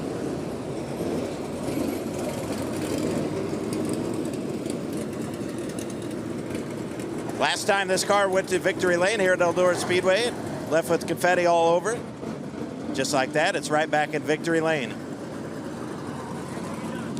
3-second win, T-Mac, congratulations. Did it look as easy as it, did it feel as easy as it looked? Yeah, it's never easy, man. It's just that cushion gets a little up and it's got a lot more stick than what I had out there in qualifying. I feel like a little bit of water, they did kind of woke it up. Now it's getting dark out, so I think it'll be a good racetrack. When the top slows down, it'll get racy, but just happy for Valvoline, Soyber Calf Wrenches, Fox Shocks, Durham Power, this whole team. I mean, they work really hard. I just got to do my job. Hopefully, I'll be all right in the future. He's off to a perfect start. Fast qualifier, wins his heat. How about it for T-Mac, Tim McCready? All right, DJ K1 Race Gear Heat 2 is going to be led to the green by Tyler Erb, Jordan Kohler, Ryan Gustin, Dalton Wilson, Dale McDowell, Dennis Erb Jr., and a host of others as the green flag's out of turn 4. 10 laps the distance. Top 3 move to the onto the feature. The winner of this one will start in position number 3 here tonight, and business already picking up at the front. Yeah, Jordan Kohler maybe spun the tires just a little bit on that start, and Turbo gets too high coming out of turn number 2. That opens up the door for the Terminator. Big Perm Dalton Wilson going to wheel the James Ratliff Racing 18D to the lead at the end of lap number 1. Come with him if you want to win as he goes from 4th to the 1st on the first lap. Does Dalton Wilson. Back in the 2nd spot, Gustin in that Todd Cooney Tribute car. Sitting in the 2nd spot, back in 3rd, Tyler Erb. And Jordan Kohler's falling back to 5th. Meanwhile, position number 4 is Dale McDowell. McDowell started back in 5th. Dale McDowell running the bottom here at Eldora. Oh, Kohler's going to kiss the concrete up in 1 and 2, but he'll drive off, will stay clean and green. So we come around to complete lap number 3. And right now, it is Wilson leading the way. But I tell you what, Turbo's starting to reel in on Ryan Gustin. Those 3 cars now into the show. But Dale McDowell pedaling fast because he does not want to go to a B main here tonight. Yeah, Dale McDowell on the inside, just behind that group of drivers on the racetrack. There's the one of Tyler Erb. Here comes McDowell now down to the inside. Turbo up top.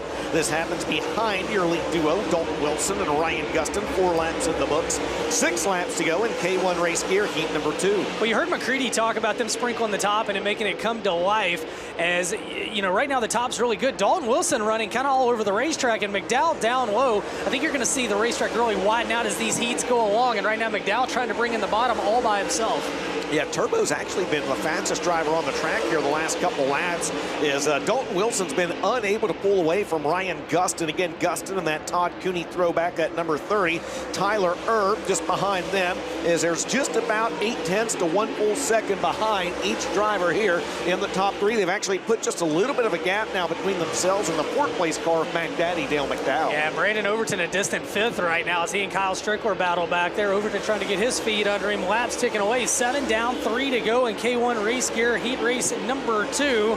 As right now making a strong case to pick up the win in this one, Dalton Wilson, and get that sweet manufacturing interview with Mike Norris. But right now, don't look now, but Wilson's gone to the top of the racetrack, and that's allowed Gustin to close in on him ever so slightly with 2 to go. Yeah, the question is, if Gustin gets to him, what's he going to do? Because those two are tiptoeing around the top side of this Howland half-mile high bank oval. As they go through turns 3 and 4, they'll be looking at the white flag. Final time around, they're also closing in on the back of the field. It was 0.8 last time. Dalton Wilson is now seeing his lead close to about 0.5. Here comes Gustin, 1 to go. And Gustin throws a slider off into 3 and 4. I don't think he's close enough, and Gustin agrees. They work through 3 and 4. Dalton Wilson, your leader, to the checkered flag. The winner of K1 Race Gear Heat 2, Dalton Wilson. Ryan Gustin in 2nd, Tyler Erb 3rd, McDowell back in 4th. He'll take Overton, Strickler, Kai Blight, Tyler Millwood, Dennis Erb Jr., Jordan Kohler, Stimler, and Maury off to a B main. So finishing in the 3rd spot, it'll be the one of Turbo, Tyler Erb. 2nd will go to the 30 of the Reaper, Ryan Gustin. And the winner of K1 Race Gear Heat Race number 2, he is the driver out of Fayetteville, North Carolina, the James Ratliff Racing, Grant Lee Farms, MGL Auto Sales, Keltner Contracting, ICS sponsored number 18D. How about it for the Big Perm this weekend, running the special Perminator wrap on the side of that race car? It's going to be Dalton Wilson. So Dalton Wilson comes into the event 3rd in the Castrol FloRacing Night in America point standings, 8th in the Lucas Oil Late Model Dirt Series point standings, and as Ben mentioned, just got his 3rd win of the year at Portsmouth Raceway Park last weekend. And Mike Norris, he is in the scale area, and he is making his way over to grab a word with you.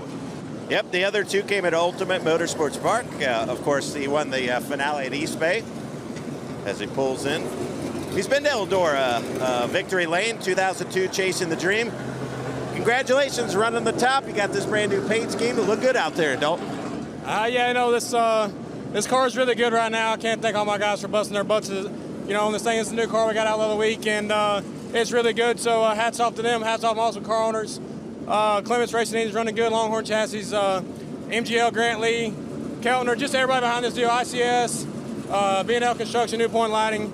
Like I said, I'm sure I'm missing somebody, but thanks to each and every one of us. Oh, yeah, and thanks to Phase 2 and Brett Clary with 3 Aces Wraps for putting this awesome paint scheme together, and Matt James and everybody for making it come to life. Ladies and gentlemen, he is the Perminator. Give him a nice round of applause.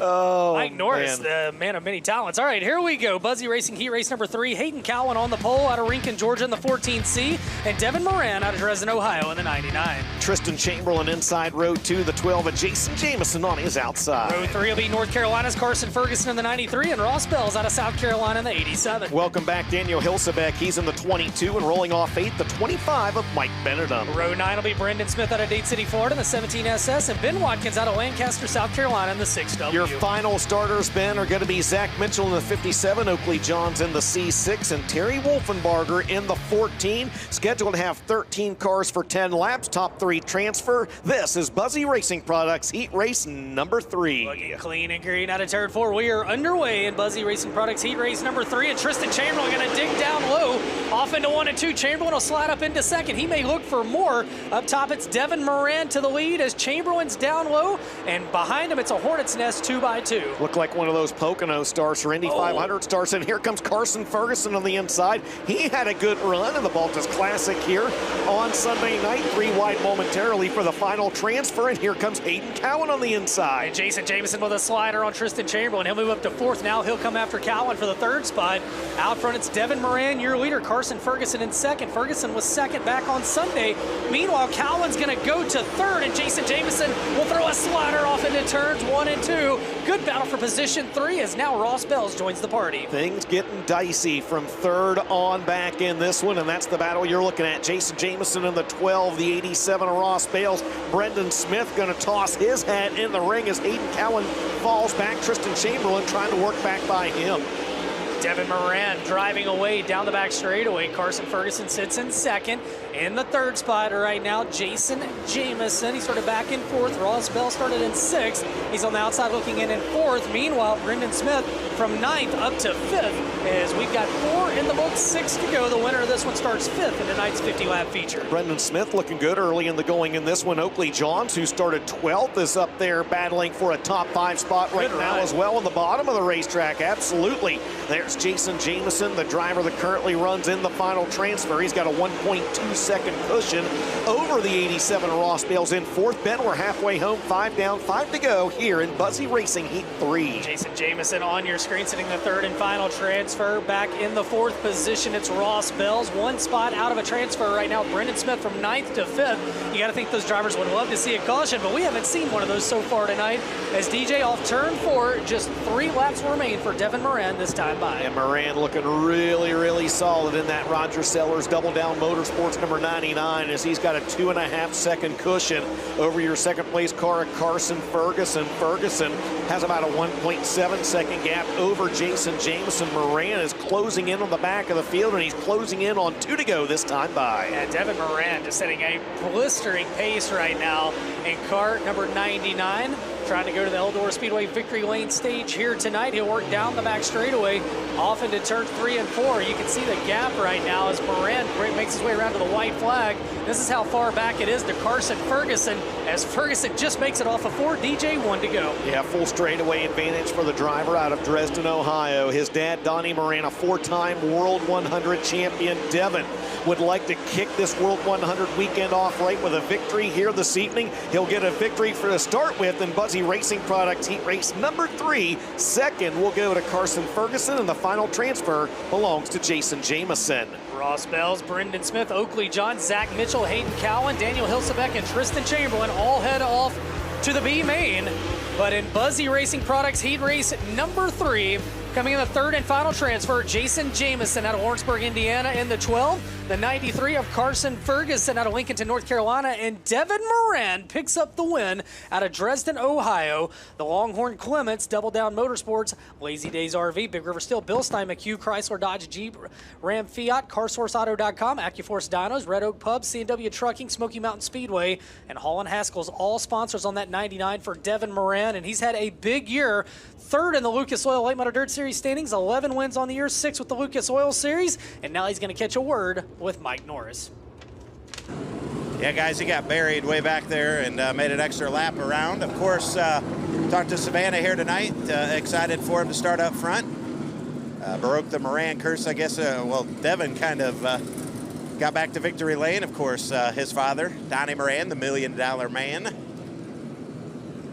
And we'll see what Devin can do here tonight. As you guys talked, he was one of the favorites outside of the, I guess you call the big 3 there with Pierce and I guess Hudson O'Neal, of course Jonathan Davenport, but next couple of guys that could break through for their first big World 100 win, guys like Garrett Alberson, and this guy, Devin Moran, of course you said 11-win season, third in the Lucas Oil Late Model Dirt Series. He's got 8 starts in the World 100.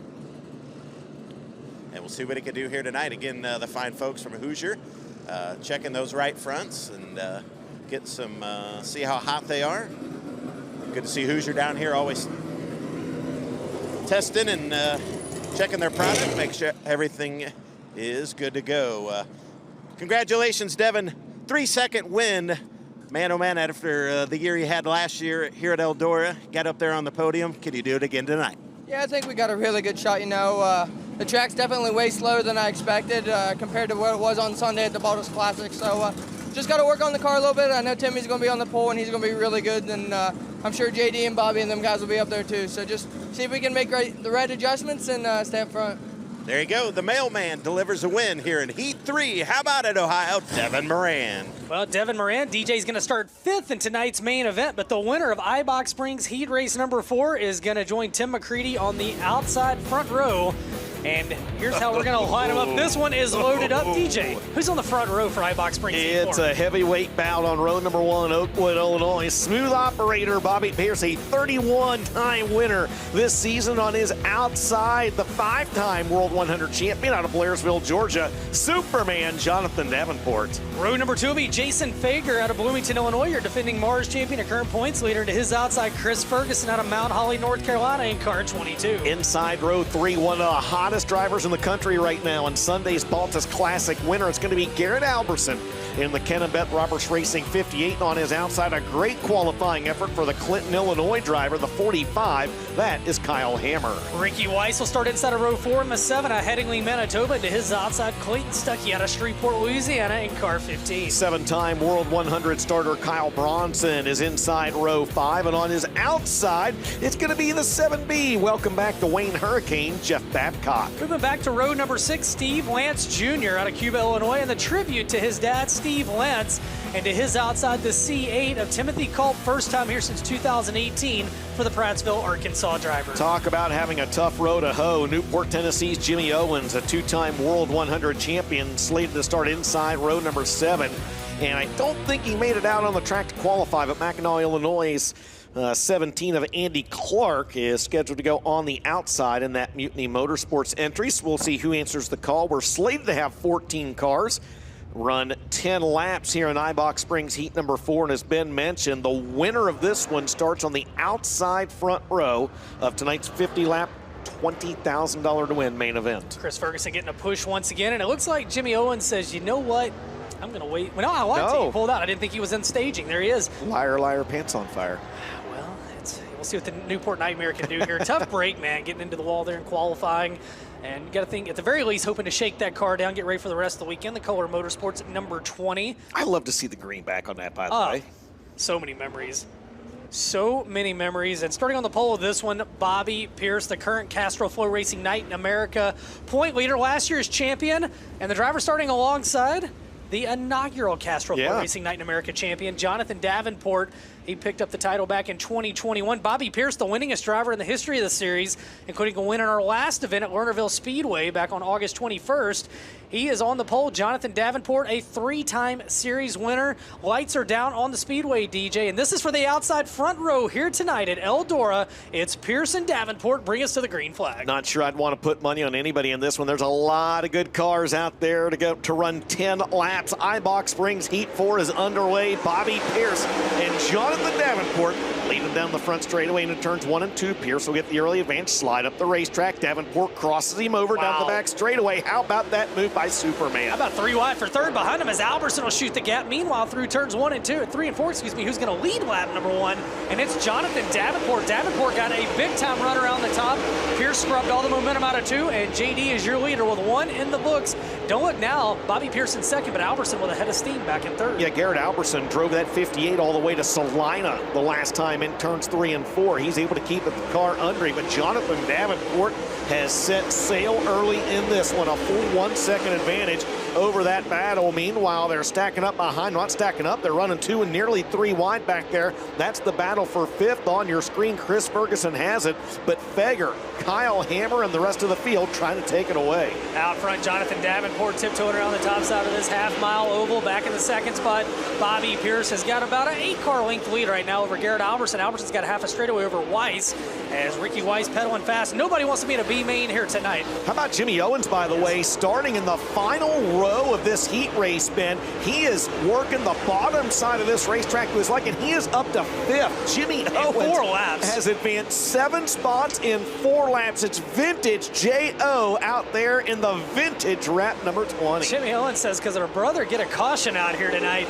as he's starting to reel in Ricky Weiss, and Jimmy Owens right now just turning blistering laps as 17.797 the last time, still making up ground on Ricky Weiss. Out front, though, it is all Davenport. You talk about blistering laps. Ooh, man. He is averaging in the 16-second bracket. Nobody else in this heat race can say that. Yeah, very, very impressive for the driver known as Superman Jonathan Davenport. He's got a 3-second advantage on the 32 of Bobby Pierce, and that's saying something. As hot as Bobby Pierce is right now, what does 3 seconds look like here at Eldora? Well, we'll show you right here. Lot. Wait for it. Wait for it. There he is. 3 laps to go in this one, and Pierce holds on to second. Alberson in the third spot as Jimmy Owens goes to work on the 7 car of Ricky Weiss. And hey, it's not going to get him in the show right now, but it gives him a front row starting spot for one of those B mains coming up later, one of those Coleman Farms B mains. As DJ, we've got just 2 laps remaining in this one, and man, Jimmy Owens, a great show from the back of the pack up to 4th. Yeah, unfortunately, I don't know that he's going to have enough time to catch Garrett Alberson and Bobby Pierce, as he's about 3.5 seconds back of those drivers, but to come from 13th to 5th, it's quite the impressive run for Jimmy Owens. Ben, white flags out final time around for Superman. And Jonathan Davenport, he's got his super duper cape in the wind here tonight as he goes to work on Clay Stuckey. Final time into turns 3 and 4 here in Ibach Springs Heat Race number 4. Starting second here tonight will be Jonathan Davenport, your winner in Heat 4. Second will go to Bobby Pierce. Third to Garrett Alberson. From 13th to 4th, Jimmy Owens. And coming home in 5th, Ricky Weiss. Behind them, it's Jason Fager, Chris Ferguson, Kyle Hammer, Timothy Culp, and Kyle Bronson. Everybody else heads off to a B main. Well, that's a wrap on Ibach Springs Heat Race number 4. The third and final transfer spot goes to the 58 of Garrett Alberson. Second goes to the 32 of Bobby Pierce. And the winner of this one by 3.5 seconds is the driver known as Superman. He hails out of Blairsville, Georgia, in that Double L Motorsports, Nutrien Ag Solutions, Dyna-Gro Seed, ASC Warranty, Mark Martin Automotive, Lucas Oil sponsored Longhorn number 49. How about it, ladies and gentlemen, for Superman, Jonathan Davenport. Well, Gavin Landers brought the car from Batesville, Arkansas this week. This is not the same car that he ran here in the Baltus Classic on Sunday. They removed the bubble wrap, massaged it a little bit. What else is new? He ends up winning this heat race. He'll be on the front or outside of row number 2 here tonight. Clements Power under the hood this weekend. You had it right, James. He'll be outside front row, James. Oh, I'm sorry. Yes, of course. I'm a little rusty down here. We'll see. We'll talk to JD here.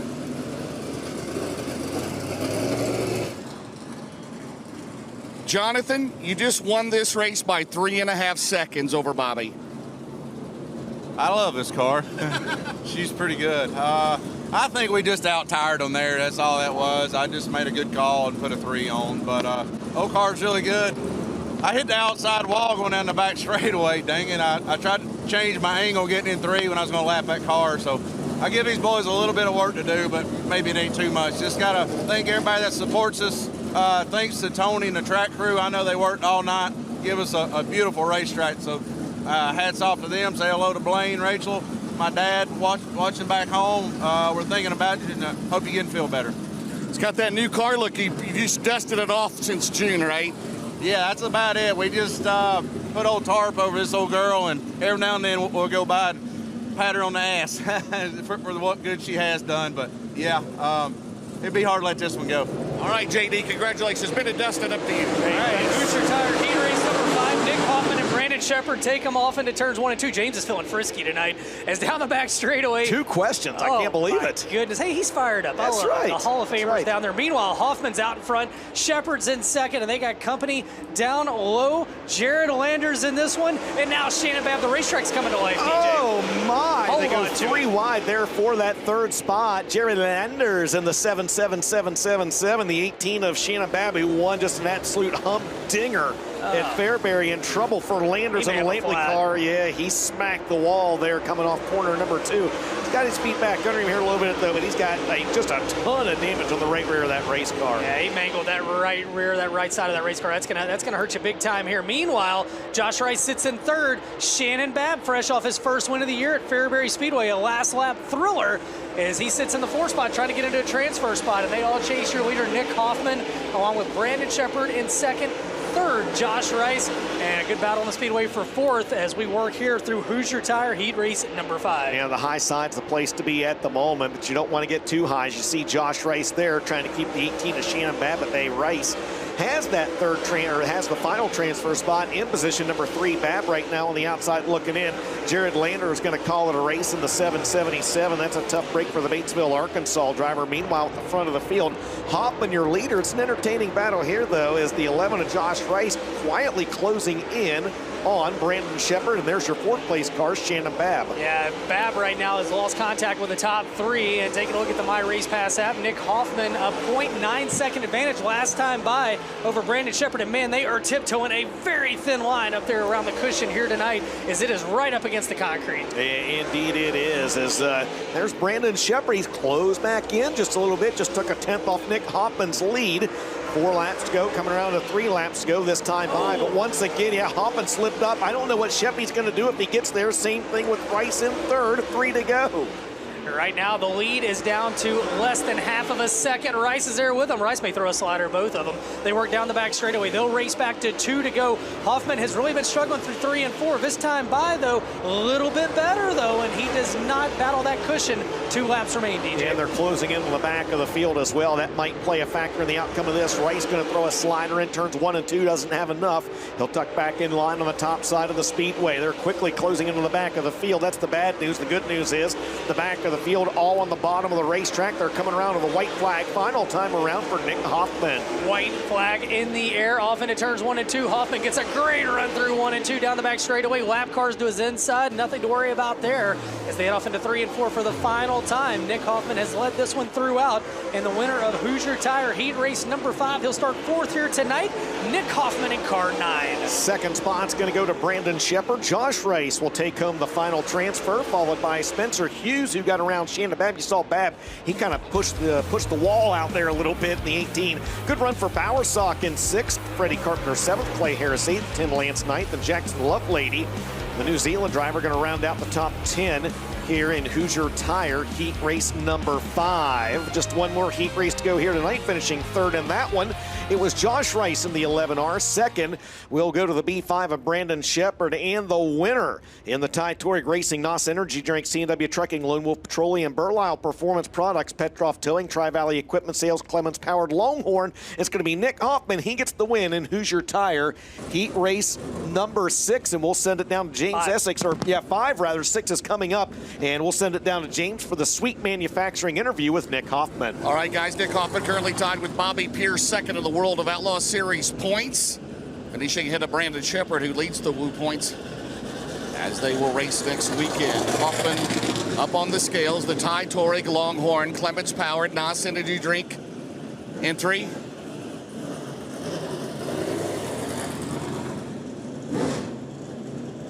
Again, the only time they get a weight break is in the main event tonight. It'll be a pound per lap burnoff. Otherwise, they've got to be at 2350, the minimum. And he's way past that as he will roll off the scales. Shannon Rush of Hoosier Tire. And we will talk to the driver. Nick, good run. We'll take this and put this up here a second. What did Scott Bloomquist mean for your career? Yeah, I don't think I'd be here today without that opportunity. So it got me in front of a lot of people, and obviously Ty recognized that and gave me this opportunity. So I had a hell of a time, racing for Scott. Learned a lot from him. Definitely taught me, a lot of stuff about the race car and how to race this place. So I've never drove a race car better than Scott's stuff around this racetrack. So this thing's all right. We still got to get it a little bit better for the feature, but to put it, win a heat race at least with this scheme is pretty badass, but I want to be on that stage at least one of these nights this week. Nick Hoffman, he'll start 4th tonight, guys. Well, thank you very much, James. He looked really good there as we get set now for Dave Poskey Performance Parts Heat Race number 6, and your pole sitter, currently second of the series standings out of Martinsville, Indiana. It's Ricky Thornton Jr., the 20 RT, and to his outside, Seth Daniels out of Jackson, Ohio, in the S21. Good qualifying effort for Corey Hedgecock. He starts inside row 2 on his outside. The Truth, Greg Satterley in 22. Row 3 will be Tyler Carpenter out of Parkersburg, West Virginia, the 28C, and the 91 of Stephen Roberts out of Sylvester, Georgia. Austin Kirkpatrick inside row 4. Outside of him, Rincon, Georgia's Gavin Cowan in 219. Row 5 will be College Grove, Tennessee's Jason Riggs in the 103 with Tanner English to his outside. Row 6, Rusty Ballinger, the Tennessee driver, and the Warrior 1G, the 11B of Stacy Bowles to his outside, and Brian Shirley, a scratch for the night, as they're going to change motors before tomorrow's program. It's Thornton Jr. and Daniels. Bring us to the green flag. This is Dave Poski Performance Part, heat race number 6. 10 laps in distance, top 3 transfer. The winner of this one will start outside row 3 in tonight's 50-lap main event, and Ricky Thornton Jr. going to get the early hole shot in this one. 3 wide momentarily for that second spot. Here comes Tyler Carpenter on the inside. He may not be done yet. A big run there. Seth Daniels did not get a good start. He'll fall back to 5th on lap number 1. As out front, Thornton Jr. leads the way. Tyler Carpenter 2nd, Satterley in 3rd, Hedgecock rides in 4th, Daniels in 5th, and he's got Kirkpatrick to his inside as down the back straightaway. It is Ricky Thornton Jr. in the Kohler Motorsports 20 RT leading the way. Tyler Carpenter's closing in on him just a little bit, running a different line than your race leader, Ricky Thornton Jr. RTJ, a 1.1 second advantage.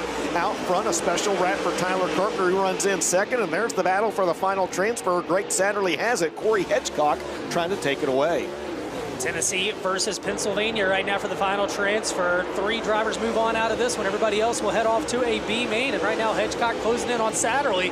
Best battle on the Speedway. And Hedgecock thinks about a slider, can't quite get there. Satterley runs the cushion, Hedgecock through the middle. Out front, it continues to be Thornton Jr., your leader, as Tyler Carpenter in 2nd. And the battle for 3rd rages on your screen. Now with 4 laps complete, 6 to go. Greg Satterley in that 22 trying to hang on to the final transfer and turn back the challenges of Corey Hedgecock. Satterley, your 2024 Appalachian Mountain Speed Week champion right now in the show, but Corey Hedgecock looking good in that BMF race car. Here's the battle for 3rd. Hedgecock, oh, they make contact off the corner. Hedgecock and Satterley get together, and Satterley is going to damage the nose of that race car a little bit. We'll keep an eye if any tire rubs on the 23 car of Hedgecock as he's taken over 3rd. Out front, it's Thornton Jr., your leader. Hedgecock getting good TV time tonight, putting that 23V up into the final transfer. He'll try to close in on Tyler Carpenter. Tyler Carpenter, though, has reeled in Ricky Thornton Jr. just a little bit at the front of the field here, Ben. Thornton had, at one point, amassed about a 1.5 second lead. Ty, though, right now just 1 second back in the 28. Yeah, Tyler Carpenter trying to reel him in. He's in 2nd. Hedgecock a 16th back on Sunday night, having a better run right now in the heat races, trying to move off to the main event as he is pulled away from Satterley, and Satterley's got over a straightaway now on the driver behind him, Austin Kirkpatrick. There's Ricky Thornton Jr., your race leader, just 2 laps to go for the 20 RT. We'll take a look back at the gap between Tyler Carpenter. Carpenter, that time by, closed in another 10th. By the way, inside information, I hear Tyler Carpenter might be behind the wheel of the Larry Jarrett Modified at Muskegon County next Saturday. He truly does it all as Thornton through lap traffic. 2 wins last week, and they both came in a Cadillac chassis stock car. In the final one was worth $100,047. This weekend, though, going after his first Globe. DJ final time out of 2 down the backstretch. You saw Tyler Carpenter lose just a little bit of speed that last time by in turns 3 and 4. Not going to be within striking distance as they roll through 3 and 4 for the final time. Ricky Thornton Jr. is going to get the win in Poski's Performance Parts heat race number 6 ahead of Tyler Carpenter, and Corey Hedgecock will bring home the 23V in the 3rd and final transfer, followed by Greg Satterley, Tanner English, Austin Kirkpatrick, Stephen Roberts, Seth Daniels, Jason Riggs, and Rusty Ballinger rounds out the top 10. And Dave Poski Performance Parts heat race number 6, your 3rd and final transfer out of Loudon, Tennessee. Corey Hedgecock in the 23, 2nd to Tyler Carpenter in the 28C out of Parkersburg, West Virginia. And your winner out of Martinsville, Indiana, Ricky Thornton Jr., the Kohler Motorsports, Hoker Trucking, Coleman Farms Racing, Ultimate Towing and Recovery, Capital Waste, Bill Stein Sharp Advantage Safety Products, 5-Star Metal Buildings, all sponsors on the Cornet-powered Longhorn, your Lucas Oil Late Model Dirt Series points leader, in 2nd with Castrol. He's going to he'll clear the scales and head down to get a word with James. But I tell you what, James, he had to hold off a hard-charging Tyler Carpenter. Well, Tyler Carpenter, that run here at the Dirt Track World Championship a year ago, 17th to the lead, but unfortunately was not around at the end. Ricky Thornton Jr., 13 wins this year in the Lucas Oil Late Model Dirt Series. Again, the current Midwest Sheet Metal points leader. Well, Ricky, it's been a month now. Chris Madden's been your crew chief. He's back to drive tonight. Ricky Arnold turning the wrenches for you. What have you learned from Chris Madden here to help you at Eldora this weekend? I think we learned quite a bit, actually. We unfortunately, our Lucas race rained out Sunday, and we were able to come here and run some laps. Track's quite a bit different, but I feel like early tonight we definitely learned a lot. Just stuff I was kind of missing a little bit, just driver-wise and stuff like that. He's a really great coach at the same time. So, because overall, I feel like we've done everything the best we can the last couple weeks, and haven't had the big wins like we were hoping, but who knows, maybe we can be really good here this weekend. Like you said, Ricky Arnold crew chief duties this weekend, so it's been going really good so far. Put ourselves in a good position here coming for the future, so hopefully we can capitalize on it. All right, congratulations. He'll start 6 here tonight, so the Ricky and Ricky show, Ricky Arnold and Ricky Thornton Jr., he will start 6 here tonight in the Castrol FloRacing Out in America event. Ben and DJ, back to you. All right, thanks a lot, James. Hey, real quick here for the house. Last call for 50-50. So if you've not yet done so, get a 50-50 ticket. The winner share, as you can see in the bottom right-hand portion of the video board, is closing in on $9,000. And also, we're going to step aside for a set of commercial breaks. For those of you at home, those of you here on the grounds, we'll turn your attention to the video board for this evening's special messages and well wishes. This is Castrol FloRacing Night in America, presented by Kubota.